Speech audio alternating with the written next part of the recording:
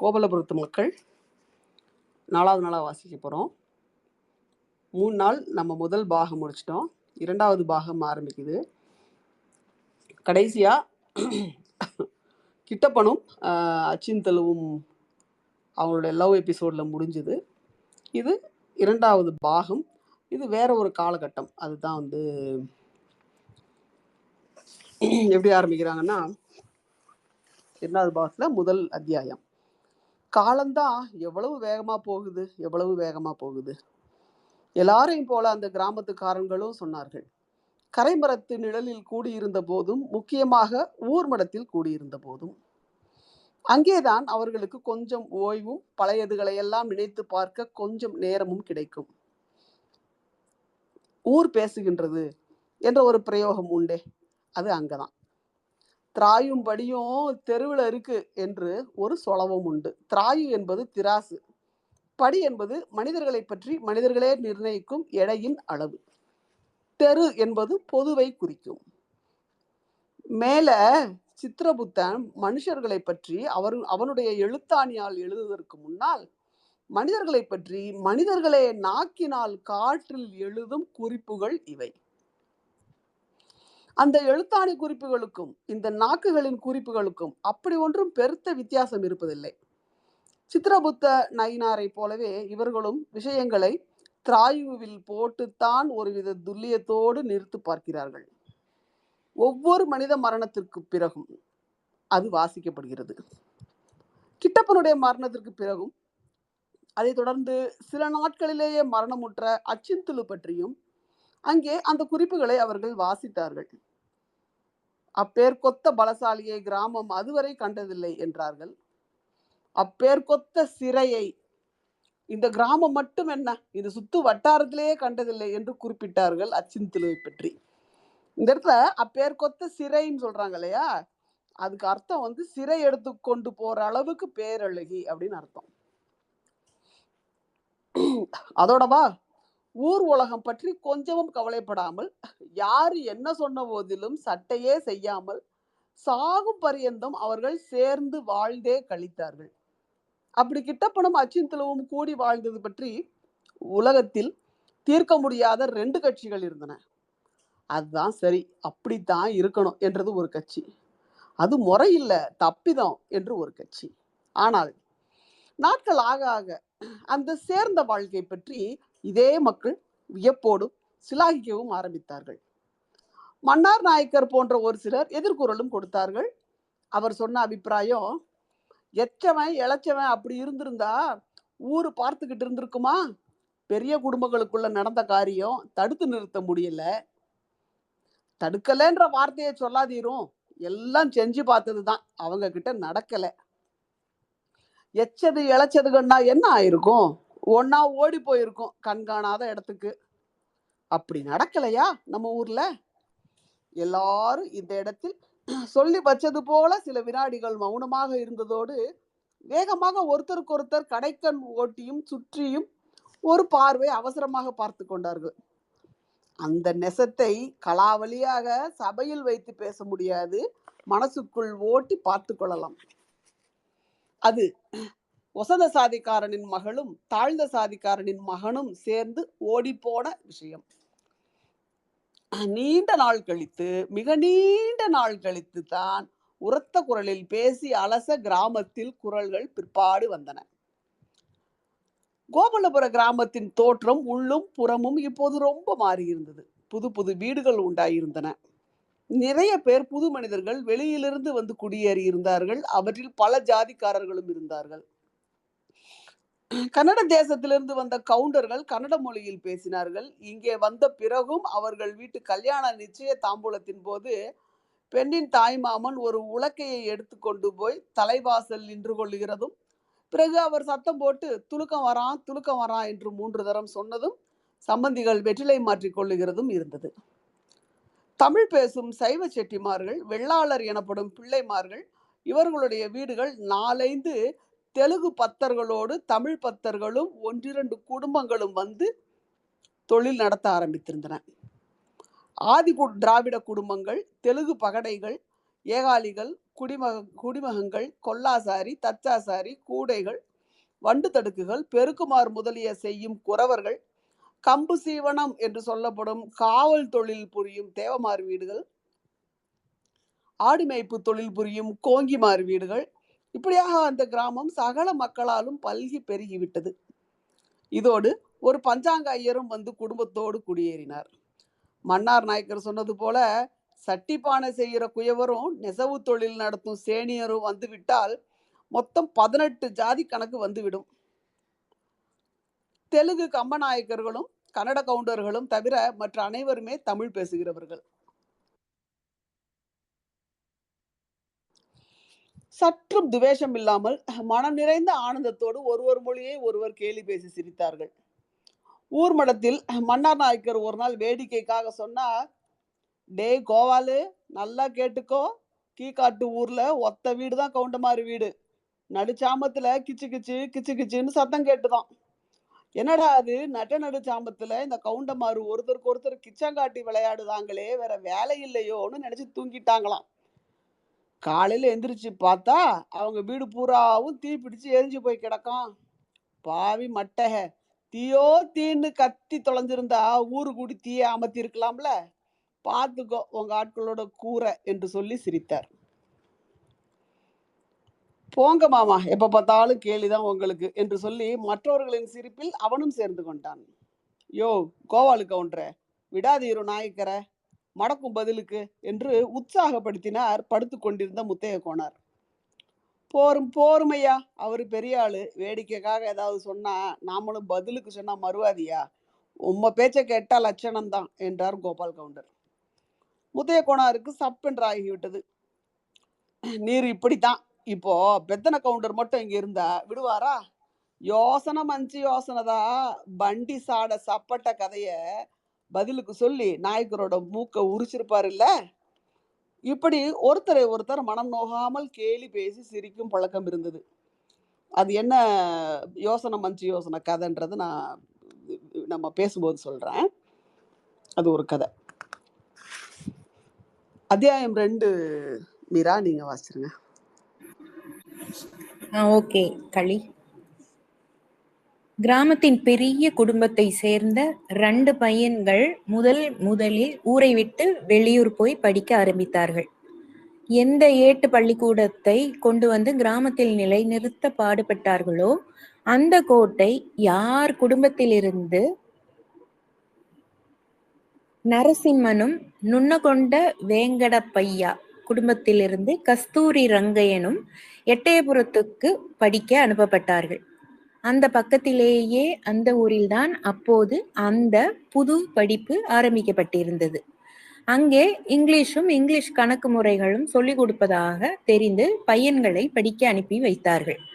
இந்த பையன்கள் அங்கே போய் என்னத்தை புதுசாக படித்து கொண்டு வந்திருக்கிறார்கள் என்று ஊர்க்காரர்களுக்கு தெரியாவிட்டாலும் ஒன்று மட்டும் பளிச்சென்று தெரிந்தது அவர்களிடம். இங்கிருந்து போகும்போது தலையில் குடுமி இருந்தது, இப்போ சேக்கு வெட்டி கொண்டு வந்திருந்தார்கள். லீவில் வந்த பையன்களின் தலை அழகை பார்த்து ஊர் சலசலத்தது. என்ன இது அசிங்கம்? முகம் சுளித்து கேட்டார்கள். அசிங்கம் இல்ல, ஒண்ணும் இல்ல, உங்க சோழிய பார்த்துட்டு போங்க என்று எடுத்தெறிந்து பேசினான் கஸ்தூரி. அரே நைனா, இவனுக்கு என்ன இப்படி கோவம் வருது என்று கேட்டுக்கொண்டார்கள். நரசிம்மன் மட்டும் கொஞ்சம் பொறுமையுடன் அவர்களுக்கு விளக்கினான். உங்களுக்கு என்ன, இங்கிருந்து செல்றவங்களுக்கு அங்க எங்க குடுமையை பார்த்து பையங்க எங்களை சர்வ கேலி செய்யறாங்க. நம்பூரார் வீட்டு சென்னை நாயக்கர் இந்த பையன்களோடு தனது பேரனையும் எட்டயபுரத்துக்கு அனுப்பி வைக்க வேண்டும் என்று இருந்தவர். இந்த பையன்கள் இப்படி அநியாயமாக குடுமையை எடுத்துவிட்டு என்னவோ போல் சேக்கு வெட்டி கொண்டு வந்து நிற்பதை பார்த்து தனது பேரன் இவன்களோடு போனால் வம்பாய் கெட்டு போவான் என்று நிறுத்தி கொண்டார். கோட்டையார் வீட்டில் நரசிம்மனும் நுண்ணகொண்டார் வீட்டில் கஸ்தூரிக்கும் இவர்கள் சேக்கு வைத்து கொண்டு வந்தது பற்றி அவ்வளவு எதிர்ப்பில்லை என்றாலும் அவர்கள் வீட்டு பாட்டிமார்கள் மட்டும் குய்யோ முறையோ என்று புலம்பினார்கள். ஏமிரா கஸ்தூரி ஏமிரா கஸ்தூரி இட்ட சேசேத்திவே என்று கண்ணீர் விடாது. என்னடா கஸ்தூரி இப்படி பண்ணிட்டியே? சரி, என்று கண்ணீர் விடாத குறையாக துக்கப்பட்டாள் ரெங்குபாட்டி. அந்த குடுமியில் அவள் அவனுடைய பெயரனாரை பார்த்து வந்தாள். எட்டயபுரத்திலிருந்து வந்த அன்று அவர்கள் வீட்டுக்கு வெளியே நிறுத்தி உடுத்தி வந்த ஆடைகளை களையச் சொல்லி நேரே கிணத்தடிக்கு போய் குளிக்கச் சொல்லி அவர்கள் மீதும் அவர்கள் கொண்டு வந்த பெட்டிகள் மீதும் கோமியம் தெளித்து பிறகுதான் அவர்களை வீட்டுக்குள் அனுமதித்தார்கள் பாட்டிமார்கள். பிள்ளைகளை அங்கே படிக்க அனுப்ப வேண்டாம் என்று எவ்வளவு முட்டி கொண்டாலும் தங்கள் மகன்கள் கேட்க மாட்டார்கள் என்று அவர்களுக்கு தெரியும். வெள்ளைக்காரனை ரெங்குபாட்டி குறிப்பிடும் போதெல்லாம் நீச பினாண்டு, அதாவது நீசப்பயல் என்று சொல்லுவாள். முதலில் அவன் ஜாதியில் ஒசந்தவன் இல்லை, இரண்டாவது அவனுக்கு சமையலால் இங்கேயுள்ள கீழ் சாதிக்காரன்களாம், மூணாவது ஐயோ அதை எப்படி சொல்றது, நாராயண நாராயண, பசுமாட்டின் மாமிசத்தை தின்பானாமே, நாராயண நாராயண, களி முத்திதான் போச்சு. பகவானே, ராஜரீகம் செய்கிறவனே இப்படி இருந்தா குடிஜனங்களை பத்தி சொல்லணுமா என்று புலம்புவாள். இது என்ன படிப்பு என்று இந்த பிள்ளைகளை படிக்க போட்டிருக்கிறார்கள் என்று ஊருக்குள்ளேயும் ஒரே குறைபாடு. ஊர்மடத்தில் இதை பற்றி பலமாக விவாதம் நடக்கும். 8 பள்ளிக்கூடத்தை ஏற்பாடு செய்த கோட்டையாரே அதை மீறுவது நல்லா இல்லை என்று ஒரு அபிப்பிராயம். இந்த கட்சியில் மன்னார் நாயக்கர் தான் பலமாக கால் ஊன்றி நின்றார். என்ன படிப்பு இது, செத்த படிப்பு என்று சத்தம் போட்டு சொன்னார். ரகுராம கவுண்டர் ஒரு நாள் கரை மரத்தடியில் இருந்தபோது இந்த கஸ்தூரி பயலும் நரசிம்மன் பயலும் வந்தார்களாம். அவர்களுடைய படிப்பை சோதித்து பார்க்க ஒரு மனக்கணக்கு போட்டாராம். ஒரு பயலுக்கு கணக்குக்கு சரியான விடை தெரியவில்லையாம். அவர்கள் ரகுராம கவுண்டரின் முன்னால் எப்படி முழித்தார்கள் என்று தனது முகத்தால் முழித்து காட்டினார் மன்னார் நாயக்கர். அட, கணக்க விட்டு தள்ளும், ஒரு குழி பெருக்கம் தெரிய வேணாமா என்று கேட்டார் முத்தையா கோனார். அவர் பங்குக்கு அவரும் ஒரு தகவலை சொன்னார்.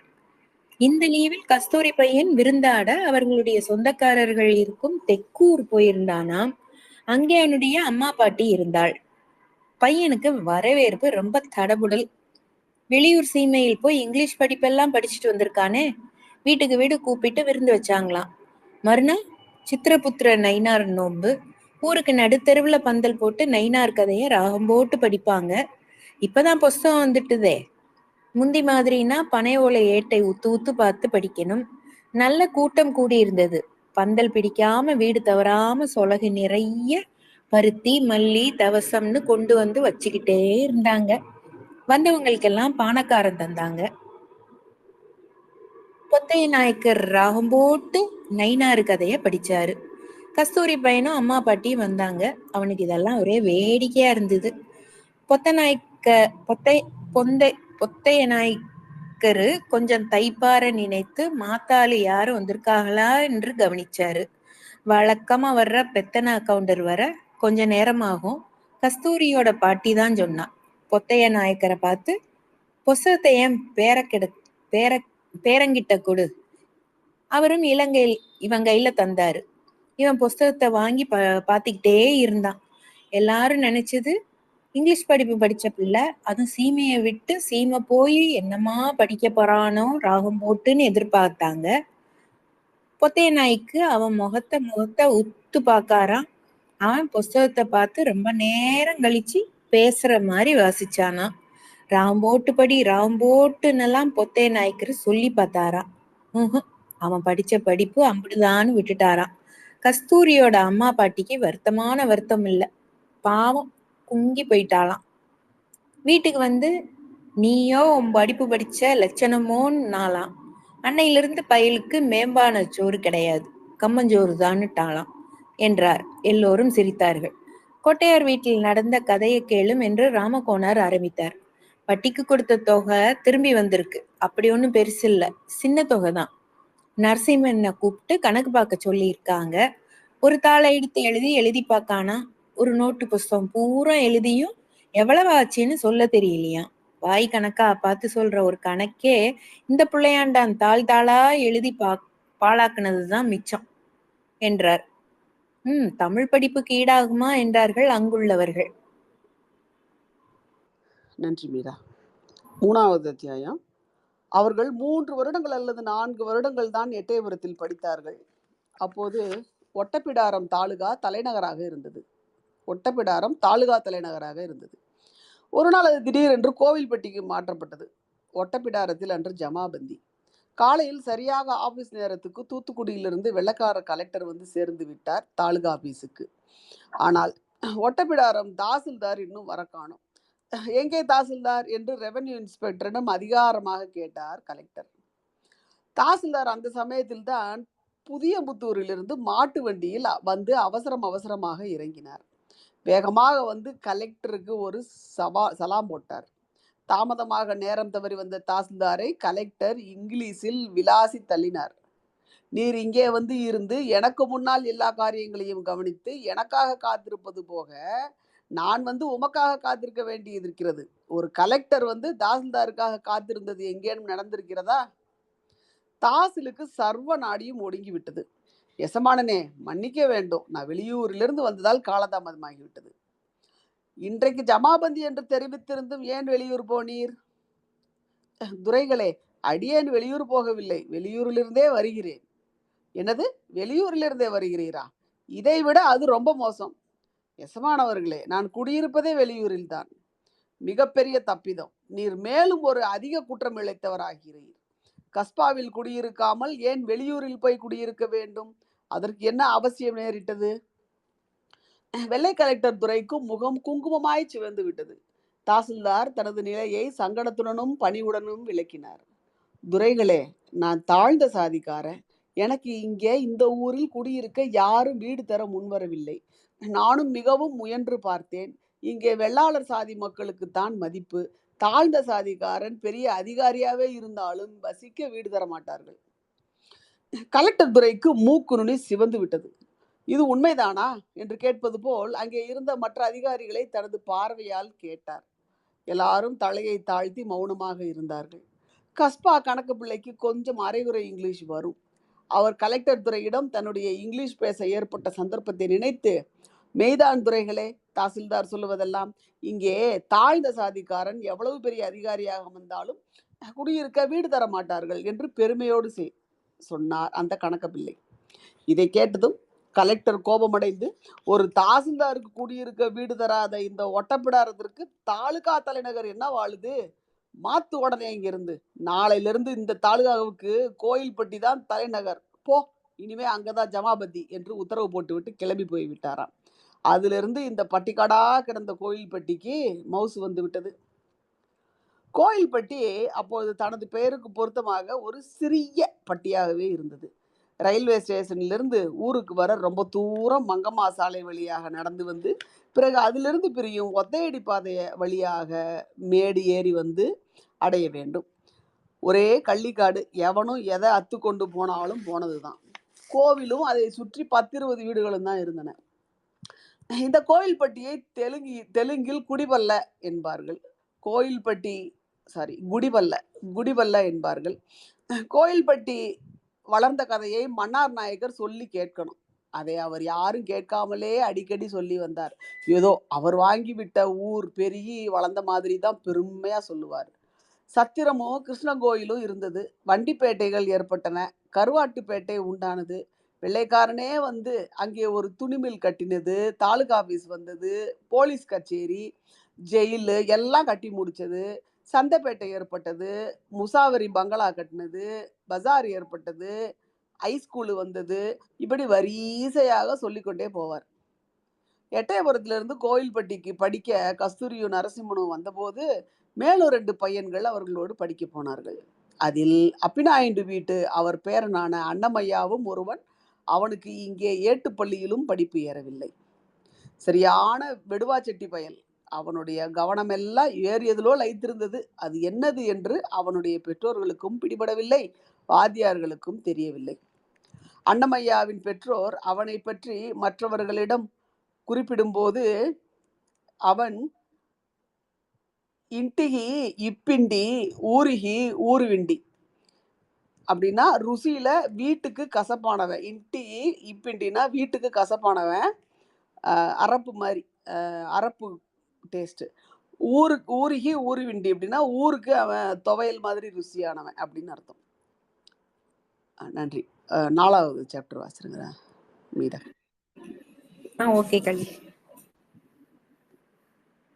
நுண்ணுகொண்ட நாயக்கரின் மகன் மூத்தவனுக்கு மதுரைக்கு வடக்கேயுள்ள ஒரு பணக்கார பிரபுவின் வீட்டில் சம்பந்தம் ஏற்பட்டது.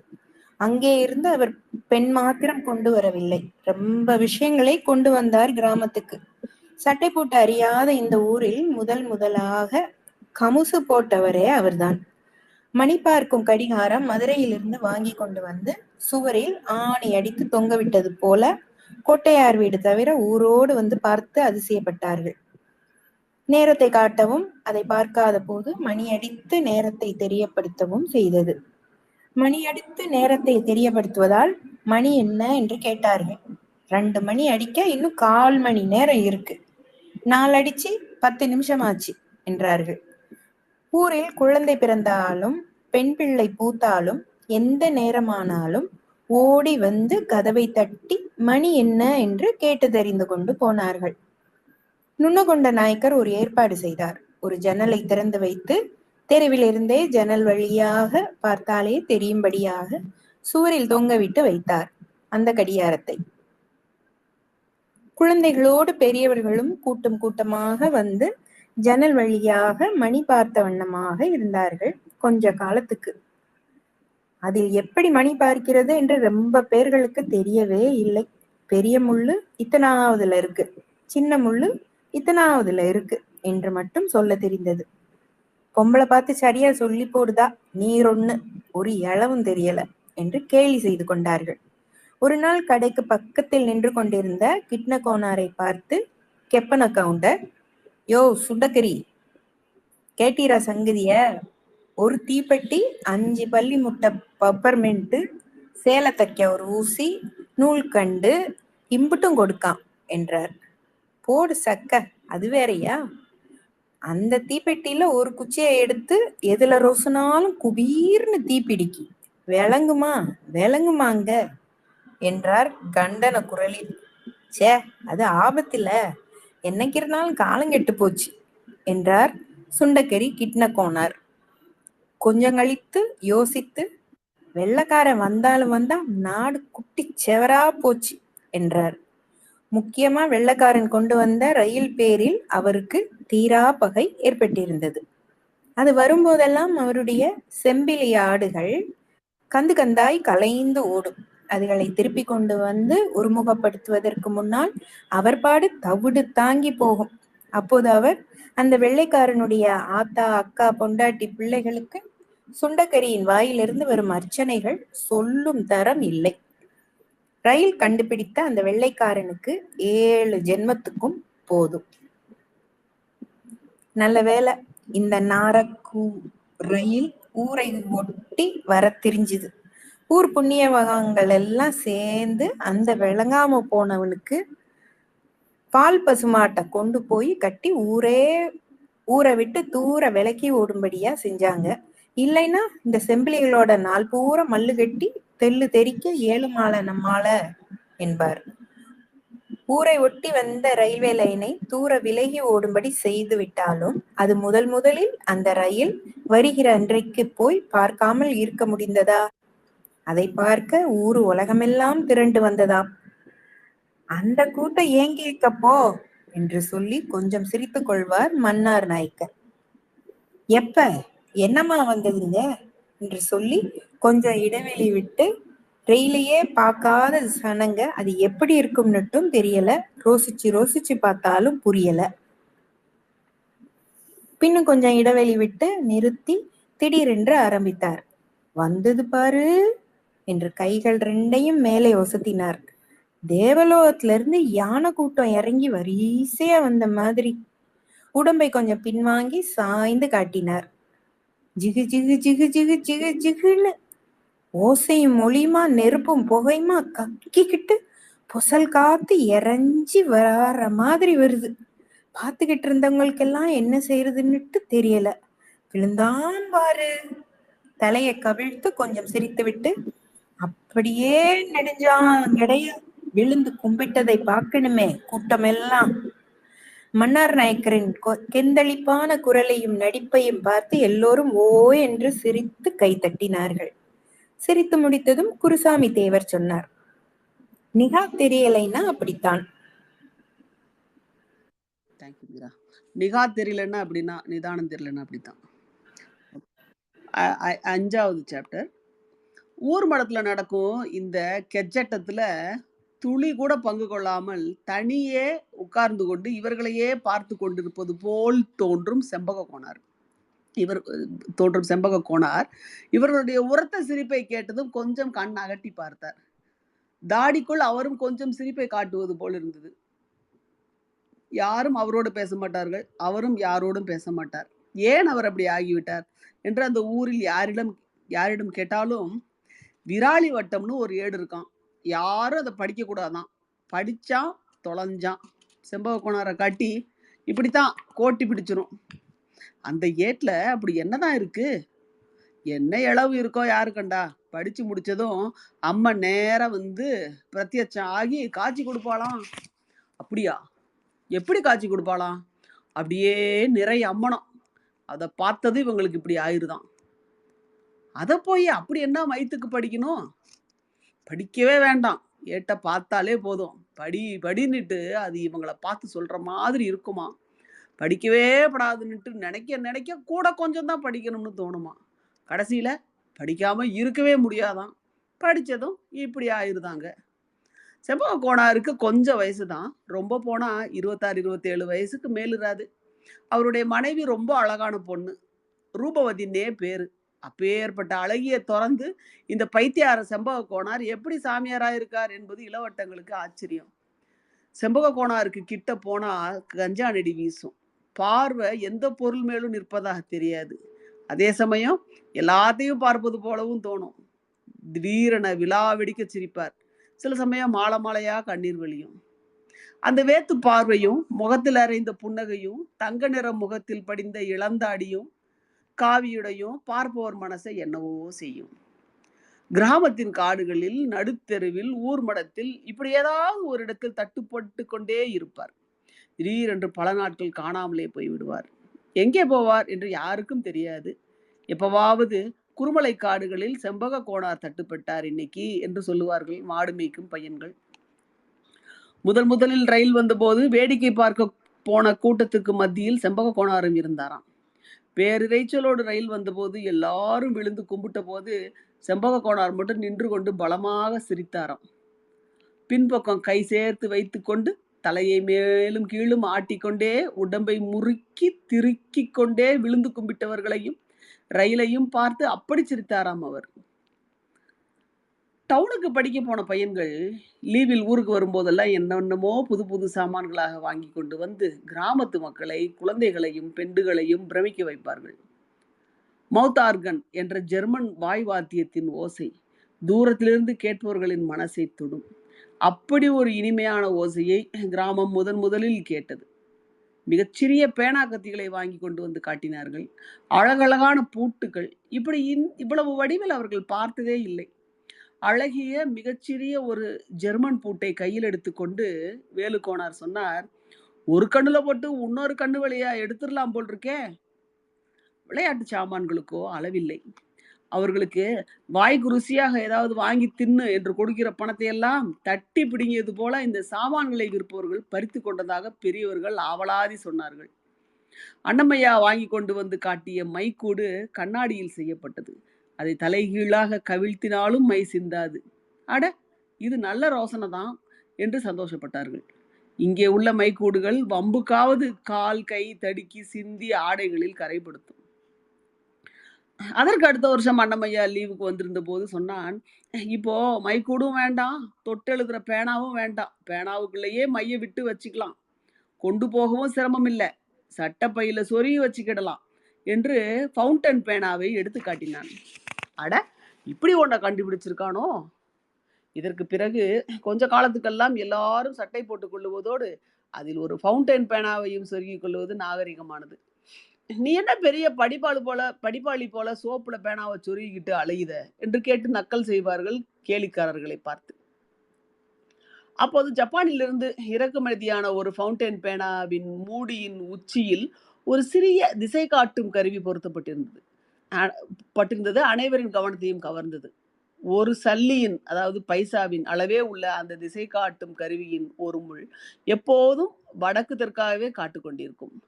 அதை இவர்கள் எப்படி வேகமாக சுற்றினாலும் திருப்பினாலும் அது வடக்கு தெற்கு திசையை காட்டிக்கொண்டே இருப்பது ஒரு அதிசயமாகப்பட்டது. 1½ அணா பேனாவில தாயொழிது இந்த ஜப்பான்காரன் எப்படியெல்லாம் வச்சிருக்கான் பாத்தியா என்றார் மன்னார் நாயக்கர். வெள்ளக்காரனை விட இந்த பையன் கெட்டிக்காரனா இருப்பான் போல் இருக்கே. ஆளு இம்புட்டு ஒசரம் தான் இருப்பான் என்று கையை இடுப்பு உயரத்தில் காண்பித்தார் அவர். ஏதோ இப்பதான் ஜப்பான்காரனை நேரிலே பார்த்து விட்டு வந்தது போல. நெட்டையான ஆள் வெள்ளந்தி என்றும் குட்டையான ஆள் வினயமானவன் என்றும் ஒரு நம்பிக்கை. நெட்டையை நம்பினாலும் குட்டையை நம்பிடப்படாதுடோய் என்பார்கள். குட்டையாக இருந்த கொரக்குடி பிச்சானை லே சப்பான் என்றுதான் கூப்பிட்டார்கள். குட்டையாகவும் ரொம்ப கெட்டிக்காரனாகவும் பீச்சான் இருந்ததால் அவனுக்கு சப்பான் என்ற பெயரே நிலைத்து விட்டது. பாம்புகளை, நாகப்பாம்பை கூட சர்வசாதாரணமாக பிடித்து வேடிக்கை காட்டும் பெருமாள் நாயக்கரை எம்ட நாயக்கர் என்று பட்டப்பெயர் வைத்து அழைத்தார்கள். வெள்ளைக்காரர் ஆளுகையில் மெட்ராஸில் வந்து எம்டன் என்னும் கப்பலில் வந்து குண்டு போட்ட ஜெர்மன் பெயர். வல்லவனுக்கு வல்லவன் வையத்தில் உண்டு என்று சொன்னார்கள். வெள்ளைக்காரனை காட்டிலும் ஜப்பான்காரருடைய கெட்டிக்காரத்தையும் ஜெர்மன்காரன் செய்து காட்டிய சூரத்தனத்தையும் நினைத்து மீற ஆராய்ச்சி. ஓகே கண்டி. ஊர் மடத்துக்கு ராத்திரி படுக்கும் நேரத்துக்கு கொஞ்சம் தாமதமாக வந்து சேர்ந்தார் மன்னார் நாயக்கர். கண்டாங்கி சேலையை நாளாக மடித்து போர்த்தி கொண்டு வந்து சேர்ந்தார். எரான்ல வர்ற ஆளு இன்னைக்கு ஏறான் கடைசியில வருது என்று சொன்னது ஒரு குரல் மடத்துக்குள்ள இருந்து. வீட்டில் படுக்க வசதி இல்லாதவர்கள் வந்த ஆண் விருந்தினர்களை படுத்து தூங்க ஊர் மடத்துக்கு கூட்டிக் கொண்டு வந்தவர்கள் இளவட்டங்கள். வீட்டில் இடமிருந்தாலும் மடத்தை வந்து பேசியும் படுத்தும் தூங்கியும் சுகம் கண்டவர்கள், நடந்தே ஊர் சுற்றும் தேசாந்திரிகள், இப்படியாக மடம் நிறைந்து விடும் ராத்திரிகளில். ஆடி தை மாசி மாதங்களில் செவ்வாய்க்கிழமை ராத்திரிகளில் மட்டும் மடத்தில் படுத்துக்கொள்ள நெருக்கடி அதிகம் இருக்கும். அதிலும் இளவட்டங்களின் கூட்டம்தான் நெறிப்படும். சாதாரண நாட்களிலேயே இளவட்டங்களின் கூட்டத்தில் சிலது நடுச்சாமத்துக்கு மேல் காணாமல் போய்விடும் என்றாலும் இந்த செவ்வாய்க்கிழமை அத்த ராத்திரிகளில் எல்லோரும் தூங்கிய பிறகு பலது காணாமல் போய்விடும். இந்த மாதங்களின் செவ்வாய்க்கிழமைகளின் ராத்திரிகளில் பெண்கள் விரதம் இருப்பார்கள். இந்த செவ்வாய்க்கிழமை விரதத்தை பற்றி ஆண்கள் பெண்களிடம் என்ன ஏது என்று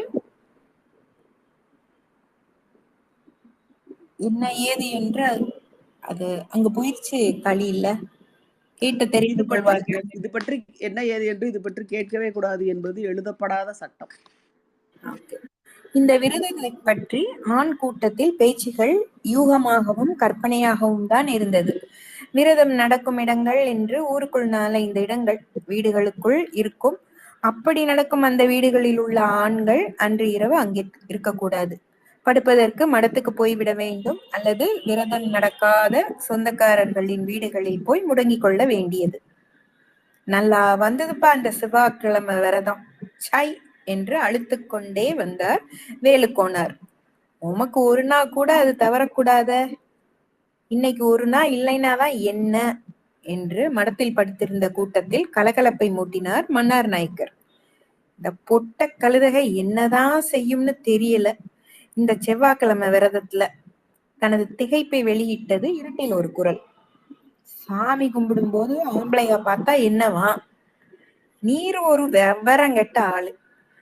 அம்மனமா அவங்கெல்லாம் சாமி கும்பிடுறப்போ ஆம்பளைக பார்த்தா லட்சணமா தான் இருக்கும். என்னது இன்னொருக்க சொல்லும். இருட்டுக்குள்ள இருந்து ஒரு குரல் அம்பு போல் மன்னார் நாயக்கர் பேரில் பாய்ந்தது. உமக்கு எப்படி தெரியும்? நீர் கண்டீரா? கண்ணார பாத்தீரா? அந்த குரலோடு பல குரல்கள் சேர்ந்து கொண்டு மன்னார் நாயக்கரை மடக்கின. இதெல்லாம் அவர் மசிஞ்ச ஆளா? அது 1000 கோழி தின்ன வெறுகிலா? பாதாதான் பேசணும்னு ஆயிட்டா உலகத்துல வாயே திறக்க முடியுமா என்று அவர் சொல்லிக் கொண்டிருக்கும் போது இளவட்டங்கள் நிறைந்த பகுதியிலிருந்து ஐயோ அப்படின்னா கட்டாயம் பார்க்கணுமே என்ற குரலை தொடர்ந்து அடங்கி ஒலிக்கும் சத்தமில்லாத சிரிப்புகளும் கேட்டது. ஏற்கனவே எத்தனையோ முறை இந்த மடத்தில் பேசப்பட்ட விஷயங்கள் தாம் இவை. என்றாலும் எத்தனை முறை பேசினாலும் நித்த புதுமையாக இருக்கும் விஷயங்களில் இதுவும் ஒன்றாக இருக்கிறது. நிறையம்மனமாக பெண்டுகள் சாமி கும்பிடுகிறார்கள் என்றும், அங்கே செய்து விநியோகிக்கப்படும் பச்சரிசி கொழுக்கட்டையின் உருவ அமைப்புகள் ஆண் பெண் உறுப்புகளைப் போல இருக்கும் என்றும் மடத்தில் ரகசியமாக பேசிக்கொள்ளப்பட்டது. பெண்டுகள் இப்படி சாமி கும்பிடும் போது ஆண்கள் பார்த்தாலே அல்லது அந்த கொழுக்கட்டைகளை தின்றாலோ கண் அவிந்து வாழ்நாளெல்லாம் குருடனாக இருக்க வேண்டியதுதான் என்றும் பலமான அபிப்பிராயம் இருந்தது. முத்த கோனாருக்கு சாகும் பரியந்தம் கண் தெரியாமல் போனதுக்கு காரணம் அவருடைய பெண்டாட்டி ஒளித்து வைத்திருந்த அந்த கொழுக்கட்டைகளை எடுத்து தின்றதுதான் காரணம் என்று பேசிக்கொண்டார்கள். அதெப்படி? அந்த கொழுக்கட்டையை பார்த்தாலே அவருக்கு வித்தியாசம் தெரிஞ்சிருக்கணுமே. அவர் கெடக்காவலுக்கு போயிட்டு மம்மலோட வந்திருக்காரு. அரங்கு வீட்டுக்குள்ள இருந்ததை எடுத்து தின்னு போட்டாரு. இருட்டுல என்ன அளவு தெரியும்? அந்த பொட்ட கழுதியாவது சொல்லி இருக்கலாம்ல, அதுக்கும் விவரம் தெரியும், அவ்வளவுதான். செவ்வாய்க்கிழமை விரதம் பற்றி எத்தனை பயமுறுத்தல்கள் இருந்தாலும் மற்ற காரியங்கள் மட்டும் ஒழுங்காக நடந்து கொண்டுதான் இருந்தன. சந்திக்கவே முடியாத நேசங்கள் அன்றுதான் சந்தித்துக் கொள்ள முடிந்தது. அந்த தினத்துக்காக அவர்கள் தவம் இருந்தது போலிருக்கும் அந்த சந்திப்பு. இளம் ரத்தங்களுக்கு எப்போதுமே மீறலில் ஒரு தனி ஆர்வம் உண்டு. என்ன ஆனாலும் சரிதான் என்று மீறப்படும் அபூர்வ காரியங்கள் மிகுதியாக இல்லாவிட்டாலும் அவை நடக்கவே செய்கின்றன. இந்தா சும்மா சாப்பிடு என்று கொடுப்பதும் உண்டு. எவ்வளவுதான் மறுத்தாலும் பறித்து தின்பதும் உண்டு. தயங்கி தயங்கி சாப்பிடுவதும் உண்டு. அந்த இனிய சந்திப்புகளை எல்லாம் கலைக்கும்படி ஏற்பட்டது ஒரு காரியம். ஒரு தூண்டில்காரனுடைய பொறுமையோடு காத்து கொண்டிருப்பதையும் அதன் பிறகு கிடைத்தது என்று வெறியோடு அனுபவித்த சந்திப்புகளை எல்லாம் கலைத்தது அப்போது வந்த பேட்டரி லைட் என்ற டார்ச் லைட்டுகளின் வருத்து. தேங்க்யூ மீரா. அத்தியாயம் 7. டார்ச் லைட்டின் வரத்து கிராமத்து மக்களின் மூட எண்ணங்களிலும் பெருத்த மாறுதலை உண்டு பண்ணியது. தலைமுறை தலைமுறையாக கட்டி காத்து வந்த கற்பனை இருட்டு கதைகள் பொடிசூரணமாய் தகர்ந்து போயின. ஹாஸ்டலில் அன்னமையா தங்கி படித்த போது முதலில் ஒரு சிறிய பேட்டரி லைட் வாங்கினான். அதை இங்கே கொண்டு வந்து காட்டிய போது எல்லோரும் அதிசயப்பட்டார்கள். இதுக்கு என்ன ஊத்த வேண்டாமோ என்று ரங்கம்மா பாட்டி கேட்டபோது அவன் உட்பட எல்லாருமே சிரித்தார்கள். அதன் பிறகு நுண்ணு கொண்ட நாயக்கர் மதுரையிலிருந்து 2 பேட்டரி லைட்டுகள் வாங்கி கொண்டு வந்தார். 5 கட்டி பேட்டரி லைட், 7 கட்டி பேட்டரி 5 கட்டி பேட்டரி லைட், 7 கட்டி பேட்டரி லைட் என்று எல்லாருமே அதை வாங்கி கொண்டு போய் இருட்டு காலங்களில் தெருக்களின் முக்கு முடங்குகளில் அடித்து அடித்து பார்த்தார்கள். எதிரே வருகிற நபரின் முகத்தில் அடித்து வருகிறது யார் என்று கவனித்தார்கள். இந்த லைட்டுகளின் எண்ணிக்கை பெருகிய போது எந்த வினாடியும் தங்கள் பேரில் ஒளி வந்து விழுந்து காட்டி கொடுத்து விடும் என்று இருளில் ரகசியமாய் சந்திக்கிறவர்கள் பயந்தார்கள். இந்த லைட் கம்மங்காட்டு காவலுக்கு பருத்திக்காடு காவல் போகிறவர்களுக்கும் ரொம்ப பயன்பட்டது. இது எல்லாத்தையும் விட செவ்வாய்க்கிழமை வெள்ளிக்கிழமைகளில் திரியும் பேய்கள் காணாமலே போய்விட்டன. முன்பொரு நாள் வேலுக்கோனார் ஒரு அமாவாசை ராத்திரி என்று ஊர்மடத்தில் வைத்து ஒரு ஜடாமுனி கதையை விவரித்து கொண்டிருந்தார். நடு சாமத்தில் அவருடைய எருமை மாடு அத்து கொண்டு ஓடிவிட்டது. அன்று அமாவாசையாதலால் அது கிடாய்க்காக கத்திக்கொண்டே இருந்தது. ஞா என்று சத்தம் இழுத்தால் சாமானியமாக நிறுத்தாதாம். அது ஒரு விரக வலி தாளாத பெண்ணழுகை போல் இருக்குமாம். கட்டுச்சங்கிலியை படக் படக் என்று வெட்டி வெட்டி இழுக்குமாம். இப்படியே செய்து கட்டுமுளை கம்பையும் முறிவி கொண்டு ஓடிவிடும். எரும கழுதியோட சனியை மாரடிக்க முடியுமா? கிடா மேல அதுக்கு நினப்பு வந்துட்டுன்னா தாமரிக்கவே முடியாது.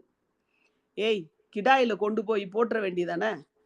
எந்த காலத்துல நான் கிடாயில கொண்டு போய் போட்டிருக்கேன். சபம் அதா போய் சபல பருத்திமார் படப்புல ரோசி தான் இதுனா வரைக்கும் செனையாயிருக்கு. இதுவரை 3 ஈத்து ஆயிருக்கேன். ஒரு தடவை கூட நான் கிடாய் கிட்ட கொண்டு போட்டது கிடையாதே. உம்ம மாடு மட்டும் என்ன அதிசயம்? மொட்டைய கவுண்டரு எரும மாடுன்னு தான் படப்புல ரோசி கண்ணுக்குட்டி போடுது. சொல்லும் பெறவென்னாச்சு என்று அவசரப்படுத்தினார்கள் ஜடாமுனி பற்றிய செய்தி கேட்க. கட்டுத்தரையிலிருந்து சத்தம் வந்து கொண்டே இருந்தது. கோனார் எப்ப கண்ணசந்தாரோ தெரியாது. பட்டென்று மத்தியில் ஒரு முழிப்பு வந்ததும் மாட்டு சத்தத்தை காங்கல. கவனிச்சு கேட்டார். தூரத்துல எங்கோ இவர் மாடு ஞா சத்தம் கேட்டது. செனைக்கு செனை இந்த அலிம்பு தானே பண்ணுது என்று நினைத்து பொடிப்பட்டையையும் எடுக்க மறந்து அவசரமாய் புறப்பட்டு போனார்.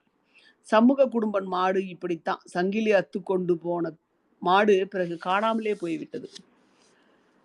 இருட்டுல ஒரு இளவும் தெரியல. தூரத்தில் சத்தம் கேட்கும். நெருங்கி போனா அங்க ஒரு அரவும் காங்காது. திரும்ப இன்னொரு திசையில தூரத்துல சத்தம் கேட்கும். நெருங்கி போனா ஒண்ணும் இருக்காது. எனக்கும் நிகா பிடிபடல. அப்படி செகிட்டையனார் கோயிலுக்கு கிட்ட வந்துட்டேன். அப்பதான் பாருங்க ஒரு நாய் ஒண்ணு என்னை பார்த்து வந்தது. வந்த நாய் அப்படியே நிக்கி. நாயின்னா ஒண்ணு குலைக்கணும், இல்ல வாலாட்டணும். ரெண்டும் இல்ல. கெவினிச்சு பார்த்தா அது நாய் மாதிரியும் இல்ல. அதென்ன, ஏன் இடுப்பொசரத்துக்கு மேல இருக்கு. 2 கண்ணும் அந்த அமாவாசை இருட்டுலயும் அப்படியே தக தகன்னு ஜொலிக்கி. அப்பதான் இன்னைக்கு செவ்வாய்க்கிழமைன்னு ஞாபகம் வந்தது. சே, இன்னைக்கு வகையா வந்து மாட்டிக்கிட்டோம், தொலைஞ்சோம்னு தோணிட்டது. ஐயன் இன்னைக்கு வேட்டைக்கு புறப்பட்டிருப்பாருன்னு மனசுல பட்டது. சரி, பாதையை விட்டு விலகி நின்னுக்கிடுவோம்னு விலகி மனசுல அந்த ஐயனார கதின்னு நினைச்சு கண்ணை மூடிக்கிட்டேன், உக்காந்துட்டேன். கொஞ்ச நேரத்துக்கெல்லாம் தூரத்துல வீரமணி ஓசையும் குதிரைக்கு குழம்பு வார சத்தமும் கேக்கு. சரி, ஐயன் வேட்டைக்கு தான் கிளம்பிட்டாரு. அப்ப வந்தது அவரோட நாய் தான்னு தீர்மானம் பண்ணிக்கிட்டேன். சத்தம் தூரத்துல போய்கிட்டு இருக்கு. உடங்காட்ட பார்த்துதான் போறாரு போலுக்குன்னு நினைச்சுக்கிட்டேன். இதுக்குள்ள எனக்கு வைத்த கலக்கி வெளிக்கு வந்துட்டது என்று சொன்னதும் அங்கே சிறு சிரிப்பு எழுந்து அடங்கியது. எழுந்திருச்சு தள்ளி போய் இருக்கவும் பயம். அங்கனையே தான் இருந்தேன். மூடுன கண்ணை திறக்கல. உருட்டுன்னு சத்தம் கேக்கு. திரும்பி பார்த்தா ஒரு பன்னி. ஒரு பாக நீளத்துல கண்ணங்கரேறுன்னுட்டு. இது என்ன பாராத்தியவிடான்னு எந்திரிக்கவும் பயமா இருக்கு, அங்கனையே இருக்கவும் பயமா இருக்கு. திடீர்னு வந்த பன்னிய காணோம். எங்கடா போச்சுன்னு கவனிச்சு பார்த்தா முன்பக்கம் தொலைவட்டுல தெரியுது. பன்னியா இருந்தது எரும மாடா தெரியுது. எனக்கு அரிச்சலு நம்ம மாடுதானான்னுட்டு கவனிச்சு பார்த்தா அது எரும மாடு இல்ல, யானை. ஆனா யானைன்னா உடம்பு பூரா ரோமம், சட விழுந்த ரோமம், ஆழம் விழுது தொங்கிக்கிறது கணக்கா. என்று குரல் நீட்டி ஆமோதிப்பது போல கூட்டத்திலிருந்து கேட்டது.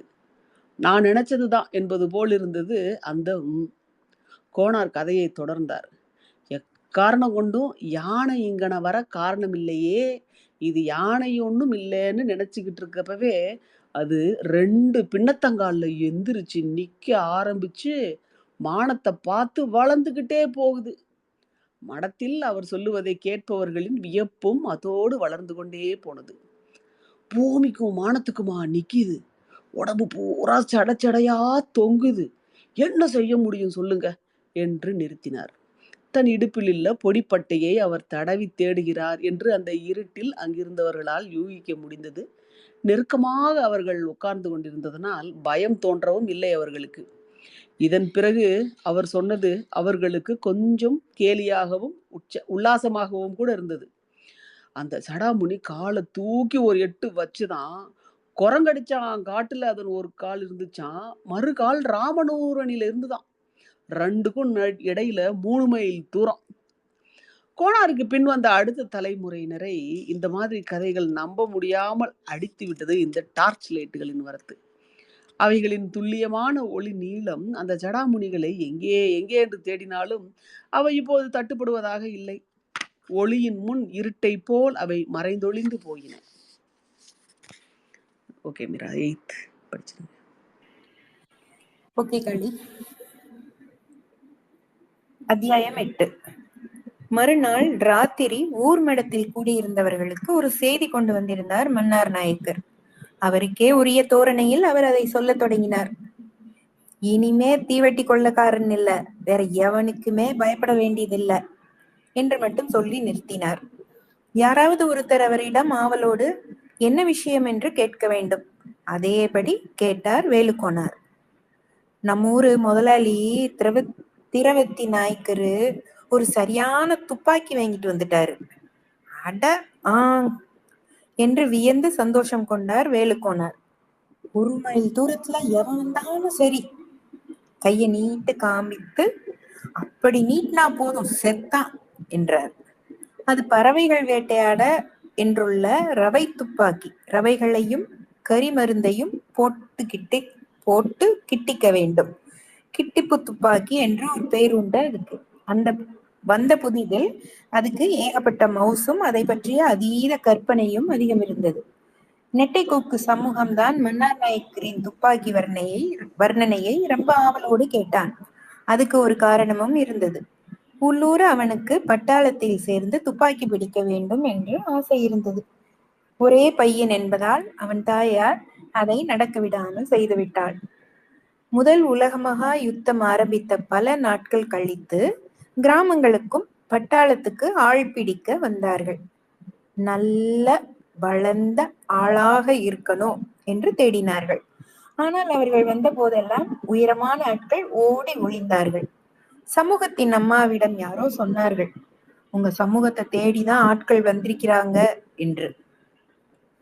சிலர் மச்சின் மேல் போய் படுத்துக் கொண்டார்கள். சிலர் மாட்டுக்காடியில் போய் படுத்துக்கொண்டு தங்கள் மேல் கூளத்தை அள்ளி போட்டுக் கொண்டார்கள். சமூகத்தின் தாயார் அழுது கொண்டே அவனை இழுத்து கொண்டு ஓடினாள். எங்கே எப்படி அவனை ஒழித்து வைப்பது என்பது அவளுக்கு தெரியவில்லை. விறுவிறு என்று அவனை இழுத்து கொண்டு போய் வீட்டின் இடைச்சந்தில் உட்கார வைத்து அவன் மேல் பருத்திமார் கட்டுகளை போட்டு அடுக்கி மறைத்து விட்டாள். என்றாலும் அவளுக்கு அமைதி இல்லை. ஊரே நிம்மதி இழந்து தவித்தது. குட்டையாக இருந்தவர்கள் மட்டும் ரொம்ப தைரியமாக கைவீசி கொண்டு அலைந்தார்கள். ஆள் பிடிக்க வந்தவர்கள் போயாச்சு என்று தெரிந்து கொண்ட பிறகுதான் மேல்படி ஆட்கள் வெளியவே வந்தார்கள். யுத்தத்தில் கொண்டு போய் நம்மவர்களை முதலில் நிறுத்துவதாகவும் நமக்கு பின்னால் தான் வெள்ளைக்கார பட்டாளம் வருவதாகவும் சொன்னார்கள். கொல்றதுக்கு என்ன ஆட்களை கொண்டு போறான் என்று சொன்னார்கள். அவனுக்கும் ஜெர்மன்காரனுக்கும் சண்டைனா அதுக்கு நாமா பழி என்று கேட்டார்கள். இதுபோல் ஊர் குத்துகிறவன் வந்தாலும் ஜனங்கள் ஓடி ஒளிந்தார்கள். குத்திய குழந்தைகள் படும் பாதரவை பார்த்து மிகவும் எரிச்சல் அடைந்தார்கள். குத்துனாயோ உருக்குலைஞ்சு போனாயோ என்று சொலவன் சொன்னார்கள். குழந்தையின் அழகு உருக்குலைந்து போகும் என்ற அர்த்தத்தை. துப்பாக்கி வாங்கி கொண்டு வந்த முதலாளி நாயக்கர் குயில் வேட்டைக்கு கிளம்பினார். குயில் கறி என்றால் அவருக்கு உயிர். அவர் துப்பாக்கி வாங்கியது அதுக்காகவே. அது வேனல் காலத்தின் தொடக்கம். குயில்களின் வரத்து நிறைய இருந்தது. கரை மரங்களின் நிழல் அடர்ந்த தரையில் நின்று கொண்டு மதிய வெயிலில் மேலே பார்க்கும் போது அசையும் இலை மறைவுகளில் பறவைகளை துல்லியமாக அடையாளம் கண்டு கொள்வது கஷ்டம். அவரோ தேர்ந்த வேட்டைக்காரர் இல்லை. அவர் குயில் என்று நினைத்து சுட்டது கீழே விழுந்த பிறகுதான் தெரிந்தது அது கருட பட்சி என்று. பார்த்ததும் பதறி போனார். அவர் வணங்கும் மகாவிஷ்ணுவின் வாகனம் அது. அவர் அடைந்த துக்கத்துக்கு அளவில்லை. தலையை சுற்றி தூர வீசி எறிந்தார் துப்பாக்கியை. அந்த பட்சிராஜனை எடுத்துக்கொண்டு போய் அடக்கம் செய்து பால் ஊற்றினார். பிராயச்சித்தமாக பல நாட்கள் துளசி தீர்த்தம் மட்டும் அருந்தி கொண்டு பட்டினி கிடந்து தன்னையே வதைத்து கொண்டார். அதன் பிறகு அவர் எந்த மாமிசத்தையும் தொடுவதில்லை. ஒரு நாள் ஒரு பொழுதுதான் உண்டார். அதுவும் கருட தரிசனம் செய்து சேவித்த பிறகே. கருடன் தட்டுப்படாத நாட்களில் பட்டினி கிடந்தார். அவர் பட்டினி கிடக்கும் நாட்களில் எல்லாம் அவர் சாப்பிடாததால் அவருடைய மனைவியும் பட்டினி கிடந்தாள். அவருடைய காலத்தில் பழுத்த வயோதிகம் அடைந்த போது ஒரு கையினால் கம்பை ஊன்றி கொண்டு மறு கையை நெற்றியின் புருவக்கட்டின் மீது வைத்து கூசும் வெளிச்சத்தை மறைத்து கொண்டு வானத்தை அண்ணாந்து பார்த்து கொண்டே தள்ளாடி நடப்பது பார்க்க பாவமாயிருக்கும். அந்த வழியாக போகிறவர்களை பார்த்து, அடே அது கிட்னசாமியா என்று கேட்பார். மேலே பறவையாடும் பட்சி கிருஷ்ண பருந்துவா என்று தெரிந்து கொள்ள சிலர் உண்மையை சொல்வார்கள், அது கருடன் இல்லை பருந்து என்று. அவர் மீது மதிப்பும் பற்றும் கொண்டவர்கள் மனம் இறங்கி அது பருந்துவாகவே இருந்தாலும் கருடன் தான் என்றே சொல்வார்கள். மரத்தில் அமர்ந்து கொண்டிருக்கும் கருடனை சேவிப்பதில்லை, அது பறக்கும் போதுதான் சேவிக்க வேண்டும் என்பது. அமர்ந்திருக்கும் பறவை எப்போது பறக்கும் என்று சொல்ல முடியாது. நின்று காத்து கொண்டே பார்த்து கொண்டிருக்க வேண்டும். கண் பூத்து போகும். கடைசியில் இது அவருக்கு ஒரு நாள் வேலை என்றிருந்தது, ஆயுள் பரியந்தம் என்று ஆகிவிட்டது. ஒரு நாள் மேலே பார்த்து கொண்டே நடந்ததால் மரத்தின் வேர் தடுக்கி குப்புற அடித்து கீழே விழுந்தார். பேச்சு மூச்சு இல்லாமல் கிடந்தார். பேச்சு மூச்சு இல்லாமல் கிடந்தவரை வீட்டுக்குள் தூக்கி கொண்டு போனார்கள். நீண்ட நாள் மயங்கிய நிலையிலேயே கிடந்தார். பிறகு ஒரு நாள் பிரஞ்ஞை வந்தது. துளசி தீர்த்தமும் சாப்பிட மறுத்தார். கட்டிலோடு வெளியே தூக்கி கொண்டு போகும்படி சொன்னார். வானத்தையே அண்ணாந்து பார்த்து கொண்டிருந்தார். அவர் மயங்கி கிடந்த நாட்களில் அவருடைய மனைவி இறந்து போனாள் என்கிற விஷயம் அவருக்கு தெரியாது. அவருக்கும் அத்தனை நாள் கழித்து பிரங்கை வந்தும் அவள் எங்கே என்று கேட்கவில்லை. பிள்ளைகள் எங்கே என்றும் கேட்கவில்லை. கருடனை தான் கேட்டார். அதன் பிறகு அவர் நேரில் சேவிக்க முடியாத கருடனை வேறு யாராவது போய் சேவித்து விட்டு வந்து சொன்ன பிறகுதான் வாயில் சொட்டு துளசி தீர்த்தம் விட சம்மதிப்பார். பார்க்க போனவர்களுக்கும் சில நாட்களில் கருட தரிசனம் கிடைக்காது. பார்த்தேன் என்று பொய்தான் சொல்வார்கள். கருட தரிசனம் பார்க்க போனவர்கள் வந்து சொல்லும் வரை அமைதி இல்லாமல் தவிப்பார். பார்த்தேன் என்று காதுக்கு பக்கத்தில் பலமாக சொன்னதும் கண்களை மூடி சிறிது நேரம் அசையாமல் கிடப்பார். மூடிய 2 கண்களிலிருந்தும் சொட்டு கண்ணீர் பிதுங்கும். சில சமயம் குழந்தை போல் தேம்பி அழுவதும் உண்டு.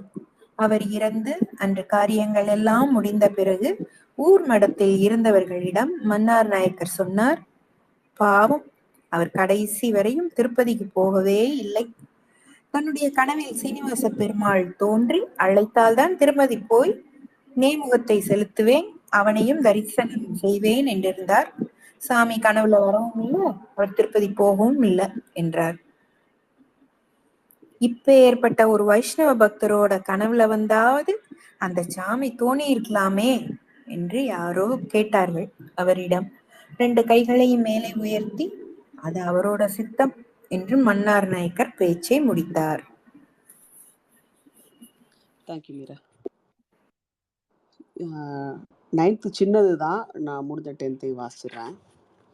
ஒட்டப்பிடாரம் தாலுகா கோவில்பட்டி தாலுகாவாக ஆன பிறகு தாலுகா போர்டுகள் என்று அமைக்கப்பட்டு அதனிடம் கல்வி, சுகாதாரம், சாலைகள் பராமரிப்பு என்று ஒப்படைக்கப்பட்ட போது கோபல்லபுரம் கிராமத்திற்கு ஒரு தாலுகா போர்டு பள்ளிக்கூடம் என்று புதிதாக வந்தது.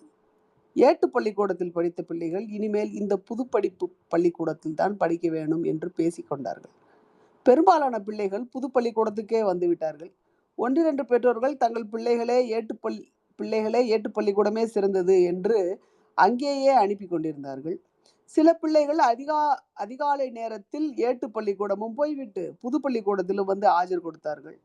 மக்களுக்கு ஏற்பட்ட இந்த புது பள்ளிக்கூட மோகத்தினால் ஏட்டு பள்ளிக்கூட வாத்தியார் சாமி கண்ணாசாரி வறுமையில் வாட ஆரம்பித்தார். அதோடு அவருக்கு கண்கள் பார்வை வெகுவாக குறைந்து விட்டது. தன்னை ஆதரித்த மக்களே தன்னை புறக்கணிப்பதை அவரால் புரிந்து கொள்ள முடியவில்லை. விசுவாசம் கெட்டவர்கள் என்று ஏசினார். அவருடைய கோபத்தையும் துக்கத்தையும் யாரும் அறிந்து கொண்டதாக தெரியவில்லை. அவருடைய உதாசீனமான வார்த்தைகள் பல கிராமத்து பெரியவர்களின் மனசை புண்படுத்தின. வாத்தியார் சாமி கண்ணாசாரியின் கடைசி காலம் அவருடைய அந்த தள்ளாத வயசில் பிச்சை எடுத்து பிழைக்கும்படியாக ஆகிவிட்டது.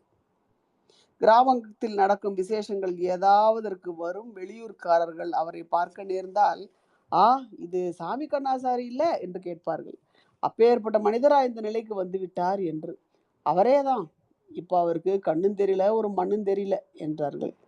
ஒரு நாள், என்ன இந்த வாத்தியார் ஐயா ஊர்ல இல்லையா, தட்டுப்படவே காணமே என்று பேசிக்கொண்டார்கள்.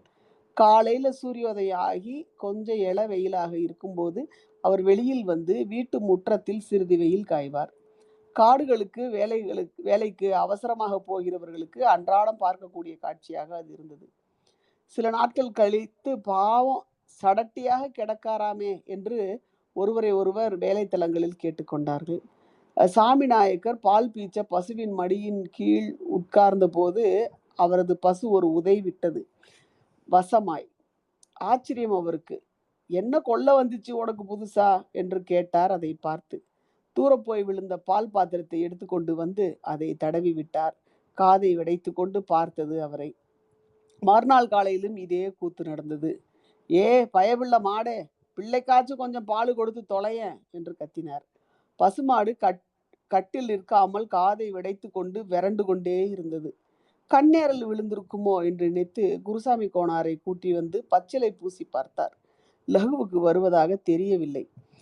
கவலையோடு குடும்பத்துடன் பசுமாட்டையே பார்த்து கொண்டிருந்த போதுதான் அந்த வாடை இப்படி இருக்குமோ என்று நினைத்து பக்கத்து வீட்டை திறந்து பார்த்த போதுதான் தெரிந்தது, சாமி கண்ணாசாரி இறந்து விரைத்து நாறி போய் கிடந்தது. ஊர் பெரியவர்கள் எல்லாம் கூடினார்கள். சொல்ல முடியாத துக்கம் ஏற்பட்டது. யாருக்கு சொல்லி அனுப்ப என்று யோசித்தார்கள். அவர் அந்த கிராமத்துக்கு வந்து அத்தனை ஆண்டு காலம் வாழ்ந்த காலத்திலும் அவருக்கு சொந்த பந்தம் என்று யாரும் அவரை பார்க்க வந்த ஞாபகம் இல்லை. அவரும் தனது சொந்தக்காரர்களை பார்க்க போறேன் என்று ஒரு நாள் கூட எங்கேயும் போனதாகவும் தெரியவில்லை. பிறகு யாருக்கு எங்கே சொல்லி அனுப்புறது? யாருமே இல்லாத அனாதையாக வந்து வித்தை கற்றுக் கொடுத்து ஒரு காலத்தில் சிறப்பும் சீருமாக வாழ்ந்த தங்கள் குருநாதரை நினைத்து சிலர் கண் கலங்கினார்கள். சிறப்பாக எடுத்து அவரை நல்லடக்கம் செய்ய வேண்டும் என்று கிராமம் தீர்மானித்தது. கொஞ்ச நேரத்துக்கெல்லாம் சாமி கண்ணாசாரி வாழ்ந்த அந்த வீட்டின் முன் பிடாங்கு வேட்டு சத்தம் கொட்டும் முழங்கின. பெண்டுகள் உருக்கமாக ஒப்பு சொல்லி எழுதார்கள். புன்னரசி மரக்குப்புகளை வெட்டி கொண்டு வந்து தேர் ஜோடனை செய்தார்கள். சுடுகாட்டில் அவருக்கு ஊர் பெரியவர்கள் வந்து வாய்க்கரிசி போட்டார்கள். கொல்லி வைக்க யாரும் வாரிசு இல்லாதவர்களுக்கு வைக்கப்படுவது போல ஊர் குடிமகனே கொல்லி போட்டான். சாமி கண்ணாசாரியின் பாடு முடிந்தது. 10 வாசிச்சிடுறேன் மீரா. 10வது அத்தியாயம். கோட்டையார் வீட்டு நரசிம்மனும் நுண்ணகொண்டார் வீட்டு கஸ்தூரி ரங்கையனும் 10ஆம் வகுப்பில் தோற்று ஊர் வந்து சேர்ந்தார்கள். கோவில்பட்டியில் அவர்கள் படித்து கொண்டிருந்த போது பள்ளிக்கூடத்தில் படித்து தெரிந்து கொண்டதை விட வெளி உலக விஷயங்கள் அவர்களுடைய மனதில் பதிந்தது அதிகம் என்று சொல்ல வேண்டும். அந்த காலத்தில் கல்விக்கூடங்களிலும் பொது வாழ்க்கையிலும் வீசிய பெரும் புயல் அவர்களையும் வெகுவாக பாதித்தது. ஊருக்கு வந்ததும் முதல் காரியமாக கிராம வாலிபர் சங்கம் ஒன்றை ஆரம்பிக்க தீர்மானித்தார்கள். அதில் கஸ்தூரியை விட நரசிம்மனுக்கே அதிக உற்சாகம் இருந்தது. கோடை நாட்களில் காட்டில் அருகு தோண்டும் இடங்களுக்கு போய் அந்த வாலிபர்களோடு இருந்து அவர்களோடு நெருக்கமாக பழகினான். ஒத்தாசனையாக அவர்களுக்கு உதவுவது போல் கம்பி பிடித்து மண் வெட்டி பிடித்து வேண்டாம் வேண்டாம் என்று சொன்னாலும் கேட்காமல் வேலை செய்தான். அதன் அழுத்தம் தாங்காமல் அவனுடைய உள்ளங்கைகள் பொத்து போயின. அவர்கள் தோண்டியில் கொண்டு வந்திருக்கும் உருண்டை கஞ்சியை அவர்களைப் போலவே உள்ளங்கையில் ஏந்தி உண்டான். அவர்கள் செய்தது போலவே ஒரு பாதத்தின் மேல் படத்தில் துவையலை வைத்து கொண்டு கஞ்சிக்கு வெஞ்சனமாக நாக்கில் தொட்டு கொண்டான். முதலாளி வீட்டு பிள்ளை தங்களோடு இப்படி வந்து சமமாக உட்கார்ந்து கஞ்சி சாப்பிடுவது அவர்களுக்கு ஆச்சரியமாகவும் பெருமையாகவும் கூட இருந்தது. அந்த பிள்ளையின் மீது அந்த மக்களுக்கு மதிப்பு கூடியது. நரசிம்மன் அவர்களோடு அப்படி வேலை செய்து கொண்டே பல விஷயங்கள் அவர்களோடு பேசினான். கிராம மக்களிடம் உள்ள மூட நம்பிக்கைகள் பற்றி, அறியாமையும் சுத்தமின்மையும் பற்றி, தேசம் அந்நியனிடம் அடிமைப்பட்டிருப்பதை பற்றி எல்லாம் பேசினான். நரசிம்மனுடைய வார்த்தைகளை கேட்க கேட்க அந்த வாலிபர்களுக்கு அவன் சொல்லுவதெல்லாம் நியாயம்தானே என்று தோன்றிற்று. அவர்களுக்கு ஒரு வேகம் பிறந்தது. அவர்களில் சிலர், உணர்ச்சி மிகுந்த வாலிபர் சிலருக்கு உடனே இப்போதே ஏதாவது செய்ய வேண்டும் என்ற துடிப்பு ஏற்பட்டது. அதை நரசிம்மனிடம் சொன்னார்கள். நரசிம்மன் அவர்களிடம் சொன்ன முதல் காரியம், முதல்ல நம்ம ஊரு கள்ளுக்கடையை ஒழிக்கணும். நடக்கிற சங்கதியா என்று பட்டது. ஒருவன் சொன்னான், ராத்திரியே போய் காரியமா தீய வச்சிருவோம் என்று ரொம்ப குஷியோடு ஆதரித்தார்கள் சிலர்கள். அந்த கள்ளுக்கடை கிராமத்தை விட்டு துண்டாக ஓரிடத்தில் இருந்தது. இதை ரொம்ப சுலபமாக செய்து விடலாம். ஆனால் நரசிம்மனுக்கு இதனால் கள்ளுக்கடை ஒழியாது, புதுசாக ஓரிடத்தில் திரும்பவும் வரும் என்று தோன்றியது. அதோடு அதில் மதிப்புள்ள பொருட்கள் எதுவும் கிடையாது. முழங்கால் உயரமுள்ள மண் சுவரில் அமைக்கப்பட்டுள்ள பனை ஓலை கூரை மட்டுமே. ராத்திரியில் அங்கே ஒன்றும் இருக்காது. ஆள் கூட பறித்திருப்பானா என்பது சந்தேகமே. குடிக்க வேண்டும் என்கிற மன வேட்கையை மக்களிடமிருந்து ஒழிப்பது எப்படி? இதுதான் கேள்வி. எவ்வளவு எப்படி எடுத்து சொன்னாலும் குடிகார மட்டைகள் கேட்கப் போவதில்லை நிச்சயம். அதோடு குடிப்பதனால் ஏற்படும் கேடுகள் எல்லாம் உபதேசிப்பவர்களை விட அதிகம் அறிந்தவர்கள் அவர்களே. அந்த வாலிபர்கள் கொஞ்ச நாள் இதை பற்றி பேசினார்கள், யோசித்தார்கள், விவாதித்தார்கள். கரை மரத்தடிகளிலும் ஊர் மட்டத்திலும் பொது இடங்களிலும் 4 பேர் கூடும் இடமெல்லாம் இதே பேச்சாக இருந்தது. கஸ்தூரி சொன்னான், மக்களுக்கு போதை பழக்கத்தை பரப்பிவிட்டால் அரசாங்கத்திற்கு வருமானம் மட்டுமில்லை, எதிர்த்து போராடவும் மாட்டார்கள். கஷ்டம் ஏற்படும் போதெல்லாம் ஜனங்களுக்கு கோபம் ஏற்படுவதற்கு பதில் போதையை ஏற்படுத்தி விடுவது ஒரு தந்திரமான உபாயம். வெள்ளைக்காரன் மட்டுமில்லை, உலகில் உள்ள அனைத்து ஆட்சியாளர்களும் செய்கின்ற ராஜதந்திரங்களில் இதுவும் ஒன்று. சீனாவின் அபின் பழக்கத்தை அந்த காலத்தில் ஏற்படுத்தி மக்களை விழுத்தட்டினார்கள் என்று கஸ்தூரி விளக்கி சொன்னான். சுதந்திர போராட்டத்தின் முதல் படி நமது மக்களை போதையிலிருந்து விடுவித்தாக வேண்டும் என்று சொன்னான். ஊருக்குள் பல இடங்களிலும் கருத்து மோதல்கள் ஏற்பட்டது. பலர் பல அபிப்பிராயங்களை சொன்னார்கள். கல்லு உடம்புக்கு நல்லது இல்ல. அது கடவுளே பார்த்து மனுஷனுக்கு கொடுத்தாச்சே. அத நீக்கணும்ங்கிறது நடக்கிற சங்கதி இல்ல. கல்லு கழுத நல்லது இல்ல. யாரு சொன்னா நல்லதுன்னுட்டு? பனம் பாலு குடிக்கலாம். ரொம்ப நல்லது உடம்புக்கு. பனையிலிருந்து சீக்கிரமே இறக்கி, அது புளிக்கிறதுக்கு முன்னாடி அந்த துவப்பும், லேசான இனிப்பும் கலந்த ருசியோட குடிக்கணும். 40 நாள் சாப்பிட்டு பாரு. அப்படியே ஆள் மளமளன்னு உண்டாகி மேலெல்லாம் மினுமினுன்னு ஆயிரும். எவன்டா சொன்னான் கல்லு சாப்பிடப்படாதுன்னுட்டு? ஆறாத சுட்டையெல்லாம் ஆத்துமிடாது. பயக கொழுத்து போய் குடிச்சிட்டு ஆடுதான். சும்மா நிதானம் எல்லாம் தவறுமோ? ஆத்தாளுக்கும் பொண்டாட்டிக்கும் வித்தியாசம் எல்லாம் தெரியாமலா இருக்கான்? தாயோள் இது மப்புங்க. கல்லு மேலு வழியெல்லாம் கேட்கும். நம்ம சமூக நலர் இந்த வயசுலயும் எத்தனை பனைமரம் ஏறி இறங்குறார். அந்த தொழிலுக்கு அது இல்லைன்னா முடியுமா? ஊர் மட்டத்திலும் இது பற்றி பேச்சு வந்தது. ஒரு பனைக்கு 3 பொழுது ஏறி இறங்கணும். ஒரு தோப்புல 100 பனை இருந்தா அவன் ஒரு நாளைக்கு எத்தனை உக்கி போடுவான்னு சொல்லு என்று கணக்கு போடுவது போல் ஒரு செய்தி சொன்னார் ஒருத்தர். மடத்தின் இன்னொரு மூலையில் 2 பேர் இதே விஷயம் பற்றி பேசிக் கொண்டிருந்தார்கள். பதினி இருக்கப்போ கல்லு என்ன மயத்துக்கு? பதினி அது அமிர்தம் இல்ல, சவம் கொழுத்து போய் அலையுதுங்க. இவர்கள் பேசிக் கொண்டிருந்ததை கேட்டுக்கொண்டே பனை நாரில் வாக்கூடுகள் பின்னிக் கொண்டிருந்த மன்னார் நாயக்கர் அவர்களின் பேச்சினூடே ஒரு ஊடுசால் அடித்தார். ஆம்பளைக்கு கல்லு, பொம்பளைக்கு பதனி. அதை கேட்ட எல்லாரும் சிரித்தார்கள். முள்வாங்கியால் காலில் முள்ளெடுத்து கொண்டிருந்த வேலுக்கோனார் அங்கிருந்தவர்களுக்கு ஒரு தகவல் சொன்னார். பகடைய பிறந்த உடனே பிள்ளைகளுக்கு சேனை வைக்கிறதே கல்லுதான், தெரியுமா? கேட்டவர்களில் ஒருவர் தனது ஆச்சரியத்தை ஒரு கெட்ட வார்த்தை வசவினால் தெரிவித்தார். இத்தனை நாளாகியும் உமக்கு தெரியாதா என்று அவரை பார்த்தார் வேலுக்கோனார். தற்செயலாக அந்த வழியாக போன ராக்கு பகடையை சத்தம் கொடுத்து கூப்பிட்டார்கள். அவனிடம் இது பற்றி கேட்டு தெரிந்து கொள்ள. அவன் தள்ளாடிக்கொண்டே வந்து எல்லாரையும் கும்பிட்டான். மீரா, இன்னைக்கு ரீடிங் போதும்ல மீரா? போதும் களி. Okay, good. நீங்க பேசுறீங்களா? இப்பதான் கதை வந்து நல்ல சூடு பிடிக்குதுன்னு நினைக்கிறேன். நல்லா இருந்தது இன்னைக்கு கதை போன விதம். அந்த ஒரு அந்த அந்த கிராமத்துல எப்படி வேற ஆட்கள் வந்து குடியேறுறாங்க, அந்த அந்த அதெல்லாம் ஜாதி பேர்ல சொல்றாங்க. ஸோ வந்து அவங்கவுங்க தொழில் வச்சுதான் அவங்க வர்றாங்க போல் இருக்கு.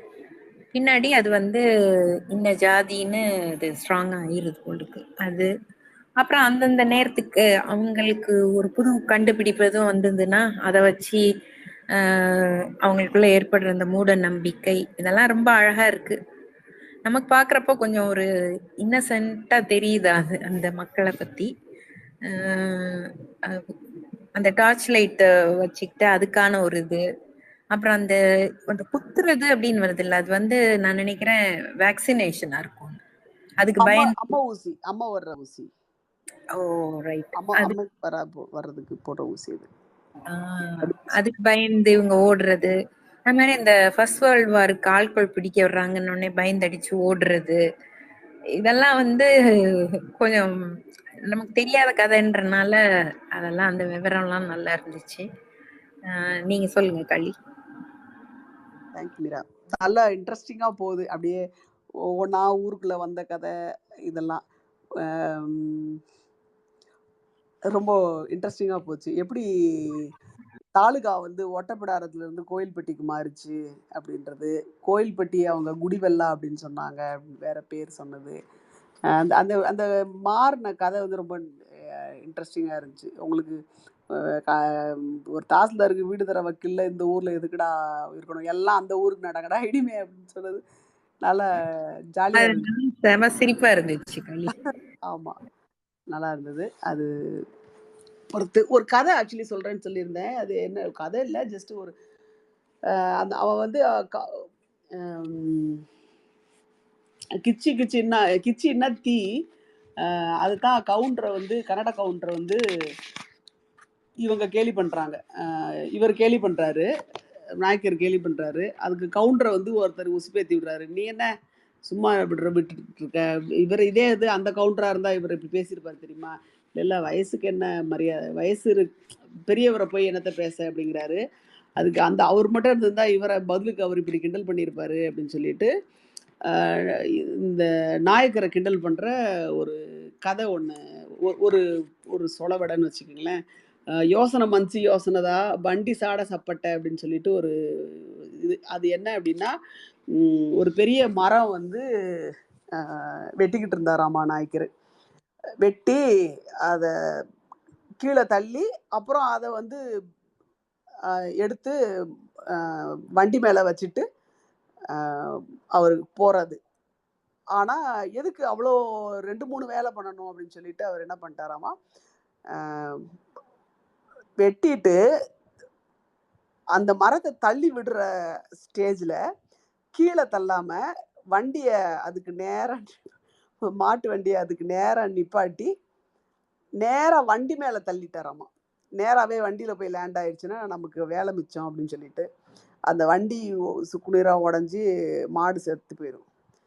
அதுக்கு வந்து அவர் சொல்லுவாராம், யோசனை மஞ்சி யோசனை தான் வண்டி தான் சாட சப்பட்டை, அதாவது அப்படின்னு சொல்லுவாங்க. வண்டி தான் லொடலொட்டை அப்படின்னு சொல்லுவாங்க. அதாவது யோசனை எல்லாம் கரெக்டாக, அது நல்ல யோசனை தான், வண்டி தான் லொடலொடை அப்படின்ற மாதிரி அர்த்தம் அதுக்கு. அப்படி அப்படி சொல்லி முட்டாநாயக்கன் அப்படின்னு பேர் சொல்லுவாங்க. அந்த முட்டாநாயக்கன் இப்படி சொன்னா அப்படின்ற மாதிரி ஒரு இது சொல்லுவாங்க. அதுதான் அந்த அந்த அப்படின்னு அவர் சொல்லியிருப்பாரு. பண்டி மச்சி பண்டி தான் அவரும் இவரை கிண்டல் பண்ணியிருப்பாரு. நீ தான் இவரை விட்டுட்டு இருக்க அப்படின்ற மாதிரி அவர் பக்கத்தில் இருக்க ஒரு உசி பேத்தி விட்டாரு. அதில் இருக்க கதை அதுதான்.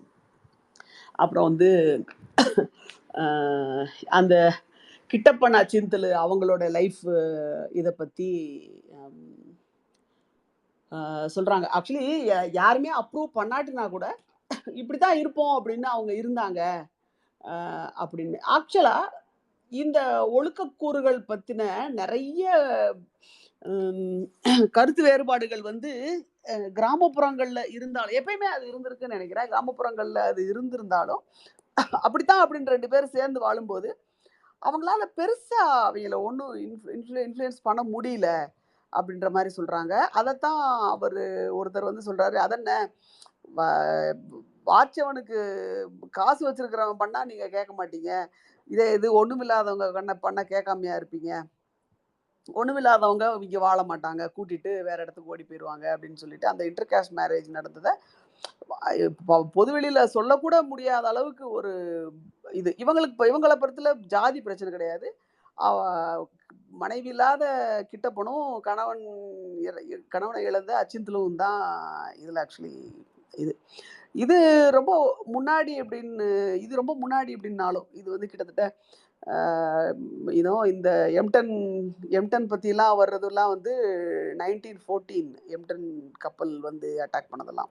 ஸோ இது ஒரு 1900+ இந்த கதைக்களம் அமைஞ்சிருந்தாலும் கூட என்ன ஆகுதுன்னா, அந்த ஊர் கட்டுப்பாட்டை இது பண்ணி இல்லை அப்படின்ற ஒரு இந்த மாதிரியான எக்ஸாம்பிளை இன்னும் இந்த மாதிரியான எக்ஸாம்பிள்ஸை நிறையவே சொல்லலாம். ஆக்சுவலாக நிறையவே எனக்கு பிடிச்சி நான் வாழ்கிறேன், நான் வந்து இந்த சமுதாயத்தினோட இதுக்கு நான் கட்டுப்பட மாட்டேன் அப்படின்றதுல பிடிவாதமாக வாழ்ந்த நிறைய கதை வந்து நகர்ப்புறங்களில் இருப்பதை விட கிராமப்புறங்களில் அந்த வாழ்க்கை அதிகம் அப்படின்னு, அந்த வாழ்க்கையினுடைய ட்ரேசஸ் அதிகம் அப்படின்னு நான் நினைக்கிறேன். அது ஒன்று. அப்புறம் இந்த நீசன் அப்படின்னு சொல்கிறது, அவன் நீச ஜாதிக்காரன் அப்படின்னு சொல்லிட்டு பிரிட்டிஷை வந்து அந்த பாட்டி சொல்கிற அந்த இடம். அதுக்கு 2 காரணம். ஒன்று அவங்க மாட்டுக்கறி சாப்பிட்றது, இன்னொன்று அவங்களுக்கு இங்கே வந்து சமைச்சு போடுறதுக்கு கிடைச்ச ஆட்கள் பெரும்பாலும் வந்து ஏன்னா நான்வெஜ் சமைக்கணும் இல்லையா, அதனால மாடு சமைக்கணும் இல்லையா, அதனால பெரும்பாலும் அந்த இதில் அதுக்கு முன் வந்தவங்க, சமையல் வேலைக்கு முன் வந்தவங்க வந்து சமுதாயத்திலேருந்து ஒதுக்கப்பட்ட மக்கள் தான் நிறைய. ஆக்சுவலாக கன்வெர்ட் ஆகியும் சரி ஆகாமையும் சரி, இந்த எக்ஸாம்பிளை நம்ம படித்த உப்பாராளை பார்த்துருக்கோம், அம்பேத்கருடைய சுயசரிதை அதில் படிச்சிருக்கோம், நிறைய இடங்களில் இந்த விஷயத்தில் இந்த எக்ஸாம்பிள் நம்ம தீண்டாத வசந்தமில் கூட படிச்சிருக்கோம். அவங்க தான் வந்து அவங்களுக்கு நிறைய பண்ணுறதுக்கான இதாக போனாங்க அப்படின்னு சொல்லிட்டு. இந்த காரணத்துக்காகவும் நீ அவங்க சமைச்சு நீ சாப்பிட்றியா அதனால நீயும் அப்படிதான் நீசன் தான் அப்படின்ற மாதிரி ஒரு இது. இத இன்னொரு விஷயத்த இடத்துல எங்க இந்த நீசன் ஜார்ஜ் பஞ்சமன் அப்படின்னு சொல்லிட்டு ஒரு குறிப்பிட்டிருப்பாரு. யாரு அப்படின்னு சொன்னா நீலகண்ட சாஸ்திரி அண்ட் வாஞ்சிநாத ஐயர் எபிசோடு. இந்த ஆஷை சுடுறார் இல்லையா, சுட்ட அந்த இதில் அவருக்கு எழுதின கடிதத்தில் வாஞ்சி வந்து அப்படி எழுதியிருப்பார், நீசன் ஜார்ஜ் பஞ்சமன் அப்படின்னு சொல்லிட்டு சொல்லியிருப்பார். ஸோ பிரிட்டிஷை வந்து நீசர்களாக இந்த சாதி அடுக்கில் இருந்தவங்க வந்து அந்த மாதிரி தான் பார்த்துருக்காங்க அப்படின்றது. அப்படி அண்ட் அது அவங்க மூலமாக வர்ற அவங்கள தாண்டி வர்ற நிறைய விஷயங்களுக்கு தீட்டு கழிச்சு உள்ளே சேர்த்துருக்காங்க அப்படின்ற விஷயம்லாம் கூட நிறைய உதாரணங்கள் இருக்குது. நிறைய இதில் நம்ம பார்த்துருக்கோம் இன்சிடென்ட்ஸில். அது ஒன்று. அடுத்தது அந்த டார்ச் லைட்டு ஸ்டோரி ரொம்ப ரொம்ப இன்ட்ரெஸ்டிங்கான ஸ்டோரியாக இருந்தது. ரொம்ப நல்லா போச்சு. அந்த அந்த அந்த உருவம் பேர் என்ன, ஜடாமுனியனுடைய இதெல்லாம் டார்ச் வர வர அதெல்லாம் வரவே மாட்டேங்குது அப்படின்னு ஒரு ஆயாசப்பட்டுக்கிட்டு அது ஒரு அழுத்துக்கிற மாதிரியே நகைச்சுவையாக எழுதியிருந்தார். இது வந்துச்சோ இல்லையோ அதுக்கு முன்னாடி எங்கே பார்த்தாலும் உழவிக்கிட்டு இருந்த முனி டார்ச் லைட்டெல்லாம் வந்த கூட வரதே இல்லையேப்பா அப்படின்னு ரொம்ப நகைச்சுவையாக அந்த கதை போச்சு. ஆக்சுவலாக நல்லா இருந்தது அந்த கதையுமே. அண்ட் இன்னொரு ரொம்ப முக்கியமாக இதை வந்து வேற ஒரு சந்தர்ப்பத்தில் எங்கள் கிராமத்தில் நானும் அதை எக்ஸ்பீரியன்ஸ் பண்ணியிருக்கேன். எப்படி அப்படின்னா, இவங்க பொதுவாக எங்கே முனி வரும், எங்கே முனி அடிக்கும், எங்கே முனி வரும் அப்படின்னு சொல்கிற இடம் என்னன்னு பார்த்தீங்க அப்படின்னா, ஊருக்கு வெளியில் யூனோ ஆலமரம், தனி டேங்க் இந்த மாதிரிலாம் இருக்கிற ஒரு இடம். ரெண்டுத்துக்கு நடுவில் ஒரு இந்த எரு சேர்க்கறது இருக்கு பார்த்தீங்களா. ஆக்சுவலி இந்த மாட்டு மந்தை வந்து ஊரை விட்டு வெளியில் மேய போகும், திருப்பி உள்ளே வரும். இல்லை ஆற்றுக்கு எருமை இது எல்லாமே மாட்டுக்கு ஆற்றுக்கு குளிக்க, பசுமாடு எல்லாத்தையுமே ஆற்றுக்கு குளிக்க கூப்பிட்டு போவாங்க, திருப்பி கூப்பிட்டு வருவாங்க. இந்த மாதிரியான சந்தர்ப்பங்களில் கூடை எடுத்துட்டு எல்லா வீட்டு பிள்ளைங்களையும் பற்றி விடுவாங்க பின்னாடி. அவங்கவுங்க மாடு போடுற சாணம் வந்து அவங்கவுங்க அள்ளணும். கூடையில் கொஞ்சம் ஒரு ஒரு ஒரு சும்மா ஒரு கையில் இருக்கிற அளவுக்கு வைக்கல் மட்டும் காஞ்ச வைக்கல் மட்டும் கொடுத்து அனுப்புவாங்க. இது ஏன் மாடு போட்ட சாணி இல்லை, இது ஏன் மாடு தான் இந்த சாணி போட்டுச்சு அப்படின்னு சொல்லிட்டு அந்த சாணியை எடுக்கிறதுக்கு சண்டை நடக்கும். ஆக்சுவலாக அந்த மாதிரி அதை கலெக்ட் பண்ணி அவங்க மாடு போய் சேர்ற வரைக்கும் போட்ட சாணியெல்லாம் கலெக்ட் பண்ணி எடுத்துட்டு அவங்களுக்குன்னு இந்த சாணி போடுற குப்பை போட்டிருப்பாங்க. அந்த சாணி குப்பை போட்ட இடத்துல அவங்கவுங்க குப்பையில் போய் அதை சேர்த்துட்டு தான் வீட்டுக்கு வரணும். அதே மாதிரி அந்த ஈவினிங் திரும்பி வரும்போதும் அங்கே ஒரு இடம் இருக்கும், அந்த இடத்துல போய் வெயிட் பண்ணி எல்லாம் ஒட்டி அது பின்னாடியே நடந்து அவங்கவுங்க மாட்டு சாணிக்கு திருப்பி சண்டை போட்டு அதெல்லாம் வீட்டுக்கு போயிடும், தொழுவத்துக்கு போயிடும். இவங்க போயிட்டு சாணியெல்லாம் எடுத்துட்டு தொழுவத்தில் போட்ட மிச்சன சாணி எல்லாத்தையும் எடுத்துட்டு போய் அவங்கவுங்களோட எரு குப்பையில் போய் போடணும். அதை தான் வந்து தோட்டத்தில் போய் எருவாக வந்து பயன்படுத்துவாங்க. இந்த சாணி பொறுக்கிறதுல பயங்கர சண்டை. It's real. ஓகே, அதை பற்றியே நான் ஒரு 10 கதை சொல்ல முடியும் சாணி பொறுக்கும் போது ஏற்பட்ட சண்டைகளில். பட் சொல்கிறேன். ஸோ அந்த எரு போடுறாங்க இல்லையா, அந்த இடத்துல போட்டுக்கிட்டே ஒரு குப்பை மாதிரி ஒன்று மேலே ஒன்று போட்டுகிட்டே இருப்பாங்க. அந்த இடமே பார்த்தீங்க அப்படின்னா சாணி குப்பையாக தான் இருக்கும். யார் யார் குப்பைன்னு அவங்கவுங்களுக்கு அடையாளம் தெரியும். நம்ம குப்பையிலேருந்து அந்த பக்கம் யாராவது இழுத்துட்டு போயிடுவாங்க. அதுவும் நடக்கும். அதுக்கும் சண்டை வரும். இல்லை உன் குப்பை, நம்ம குப்பையை மட்டும் பார்த்துட்டு வரக்கூடாது, அடுத்தவங்க குப்பையும் பார்த்துட்டு வரணும். நம்ம இதில் குழியாச்சு இன்னொரு இதில் நிறைஞ்சிச்சுன்னா அதையும் போய் சண்டை போடணும். ஸோ இதெல்லாமே அந்த குப்பை இருக்குது பார்த்தீங்களா, அந்த குப்பையுடைய இதை வந்து மாற்றி எடுக்க போகிறவங்க, இதுலேருந்து இது எடுக்க போகிறவங்க, மாற்றி போட ட்ரை பண்ணுறவங்க, அந்த திருட்டு நடக்கும் இல்லையா, குட்டி குட்டியாக சில்லியாக நடக்கும் இல்லையா, அந்த இடத்துல ரொம்ப நாள் பட்டு அந்த கழிவெல்லாம் தேங்கி ஒரு இடத்துல இருக்கும்போது இந்த கார்பன் மோனாக்சைடு இந்த மாதிரியான வாயுக்கள் வந்து அந்த ஏரியாவில் அந்த இடத்துல நிறைய இருந்துட்டு இருக்கும். அது வந்து இந்த மாதிரியான அ அத அத கொஞ்ச நேரம் சுவாசிச்சோம்னு சொன்னா, இந்த மாதிரியான இல்யூஷன்ஸும் இல்யூஷன்ஸ் வர வாய்ப்பு அதிகம். மோஸ்ட்லி இந்த முனி கதையெல்லாம் சொல்லுவாங்க. அதனுடைய கதை, அதனுடைய லொகேஷன்ஸ்லாம் அதுக்கப்புறம் யோசிச்சு பார்க்கும்போது, மோஸ்ட்லி அந்த சாணி குப்பைய சுத்தி தான் அந்த அந்த இல்யூஷன ஃபீல் பண்றவங்க எல்லாம் வந்து, அந்த சாணி குப்பைய சுத்தி தான் இருக்கும். அதுவும் அ ஒரு அ இந்த இத பார்க்கும்போது இது பண்ணும்போது எனக்கு நினைவுக்கு வந்தது. டார்ச் வந்ததுக்கப்புறம் எப்படி இதெல்லாம் இல்லாம போச்சோ, அது மாரி சாணி குப்பையோடயும் நெறைய முனி கதையெல்லாம் இல்லாம போயிருச்சு. சாணி குப்பைகள் மறைந்ததோட முனி கதைகள் நெறைய மறைஞ்சிருச்சுன்னு தான் நெனைக்கிறேன் நானு. ஓரளவு ஒரு சுகாதாரமும், சுத்தமும் வந்து கிராமத்துல இன்னைக்கு வந்து அது இன்னைக்கு பார்த்தீங்க அப்டி சொன்னா பெர்ஃபெக்ட்டா இருக்கு. அ யாரும் இந்த குப்பை அப்படின்னு யாரும் பெருசா தனியா இப்படி ஓப்பன் இதுல போடுறதில்ல. ரொம்ப பாதுகாப்பா அதுக்கான தொட்டிகள் வைத்து அத அ பராமரிக்கிறாங்க. அத பிரயோஜனமா காசாக்குறாங்க. அ குப்பைகள் அப்படின்றதும் ப்ராசஸ்டா இருக்கு இப்போ. பிளாஸ்டிக் குப்பை தனியா, அந்த மாரி ரொம்ப தனியா பிரிச்சு நல்லா பண்றாங்க ஆக்சுவலா. மண்ணும் சாமானியமா பார்க்கறதில்ல. எல்லாமே சிமெண்ட் போட்டாச்சு. வீட்ட தண்ணி ஊத்தி அலசி விடுற மாரி, வாசலையும் தண்ணி ஊத்தி அலசி தண்ணிய தள்ளி விட்டுர்றாங்க. ஸோ அந்த கிளென்லினஸ் அப்படின்றது நெறைய அ ம் இந்த இந்த பயங்களை, இந்த முனிகளை எல்லாம் விரட்டி அடிச்சிருக்கிறதுலோடைய ஆரம்பம் வந்து டார்ச் லைட்ல இருந்தது அப்படின்னு கீரா எழுதியிருக்கிறத பார்க்குறது ரொம்ப சந்தோஷமா இருக்கு. அப்புறம் M10 அது 1914 அது நம்ம சொல்லிட்டோம் இல்லையா? அப்புறம் இந்த செவ்வாய்க்கிழமை சாமி கும்பிடுறத பத்தி நெறைய வாட்டி பேசியிருக்கோம். ஔவையார் கும்பிடுறது அது. இது இதுல சொல்லியிருக்க மாதிரி அம்மணமாலாம் யாரும் கும்பிட மாட்டாங்க. எல்லாரும் ட்ரெஸ்ஸோட தான் கும்பிடுவாங்க. அந்த சந்தர்ப்பத்தில அந்த எந்தெந்த வீட்ல அது வந்து ஒரு 3 மாசம் நடக்கும் ஆக்சுவலா. அத அத ஞாபகம் வச்சுக்கிறதுக்கு அதுக்கும் ஒரு சொலவடை உண்டு. "அசந்தா ஆடி, தப்புனா தையி, மறந்தா மாசி" அப்படின்னு சொல்லுவாங்க. இந்த 3 மாசத்துல வர்ற செவ்வாய்க்கிழமைகள்ல தான் இந்த கொழுக்கட்டை இருக்கும். நார்மல் கொழுக்கட்டைக்கும், அந்த கொழுக்கட்டைக்கும் என்ன வித்தியாசம் அப்படின்னா, அந்த கொழுக்கட்டையில வந்து உப்பு இருக்காது. உப்பு போட மாட்டாங்க. உப்பு போடாது. தூக்குவாளியோட எத்தன தூக்குவாளியோ அத்தன யாரு மோஸ்ட்லி ஒரு வீட்டுக்கு ஒரு தூக்குவாளி தான். பட் ஒரு சிலர் என்னால வர முடியல, பட் ஆசையா இருக்கு அப்படின்னா, சரி அவங்களுக்கும் சேர்த்து அவங்க மாவு மட்டும் கொண்டு வருவாங்க. அந்த மாவுக்கும் சேர்த்து கொழுக்கட்டை வந்து யாரு பண்ணாங்களோ எல்லாம் வந்தவங்க எல்லாருமே கொழுக்கட்டை பண்ணி வைப்பாங்க.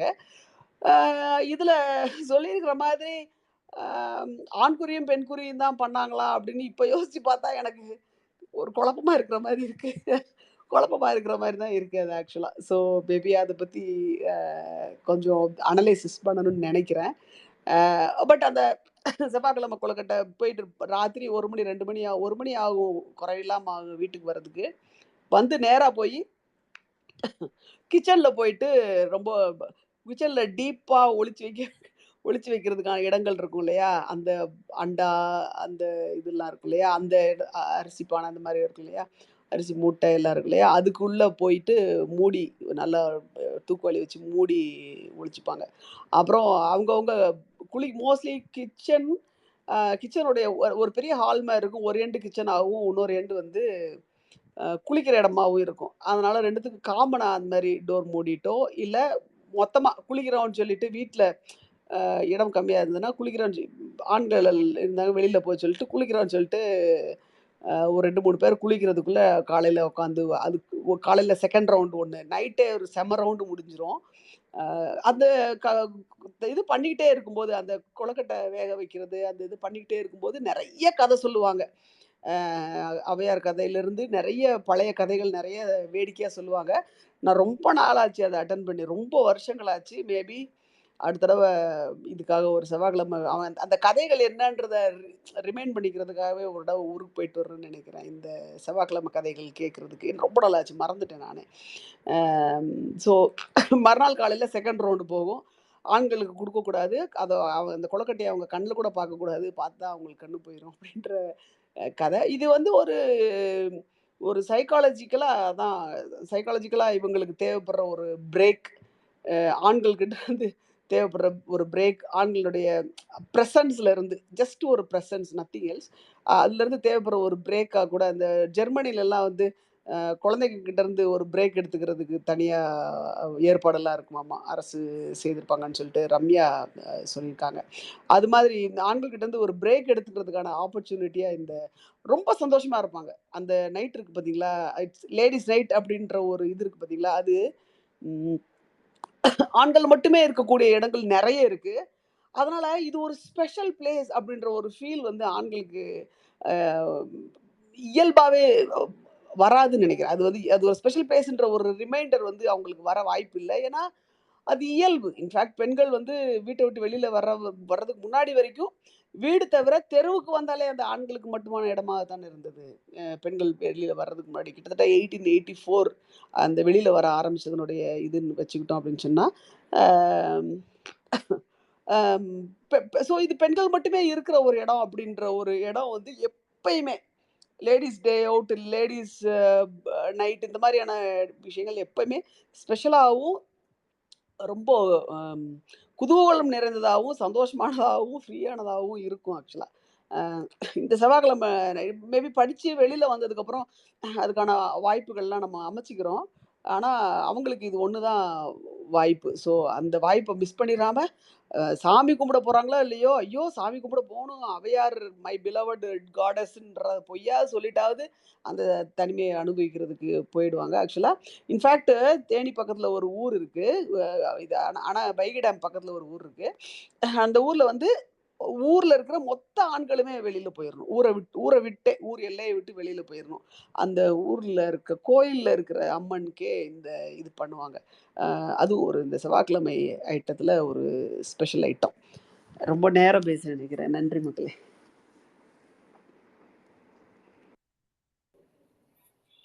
அப்பா களி எவ்வளோ கதை, கதைக்கு பின்னாடி கதை, இவ்வளவு கதை சொல்றீங்க. ரொம்ப நல்லா இருந்துச்சு களி. நீங்க ஏதாவது ஆட் பண்ணுமா மீரா? இவ்வளவுலாம் எனக்கு தெரியவே தெரியாது ஐயா, களி. சின்ன சின்ன இது என்ன இவ்வளவு? இது எல்லாமே பிட்டு பிட்டு பிட்டு பிட்டா அங்கங்க சேர்த்த கதை தானே. அது மாதிரி உங்களுக்கு ஏதாவது இதை விட அதிகமாக தோணுச்சுன்னா, ஏதாவது எக்ஸ்ட்ரா அடிஷன் ஏதாவது தோணுச்சுன்னா, மச்சு இல்லையாண்ணா? கிருஷ்ணவேணி ரொம்ப நாள் ஆச்சு கிருஷ்ணவேணிலாம் பேசி.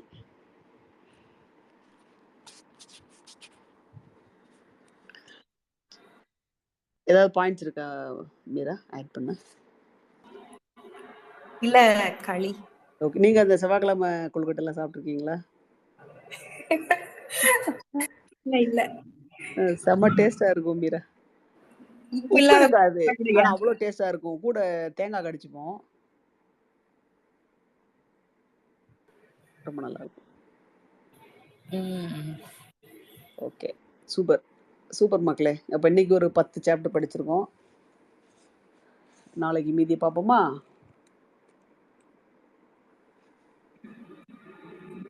மச்சு பேபி வருது.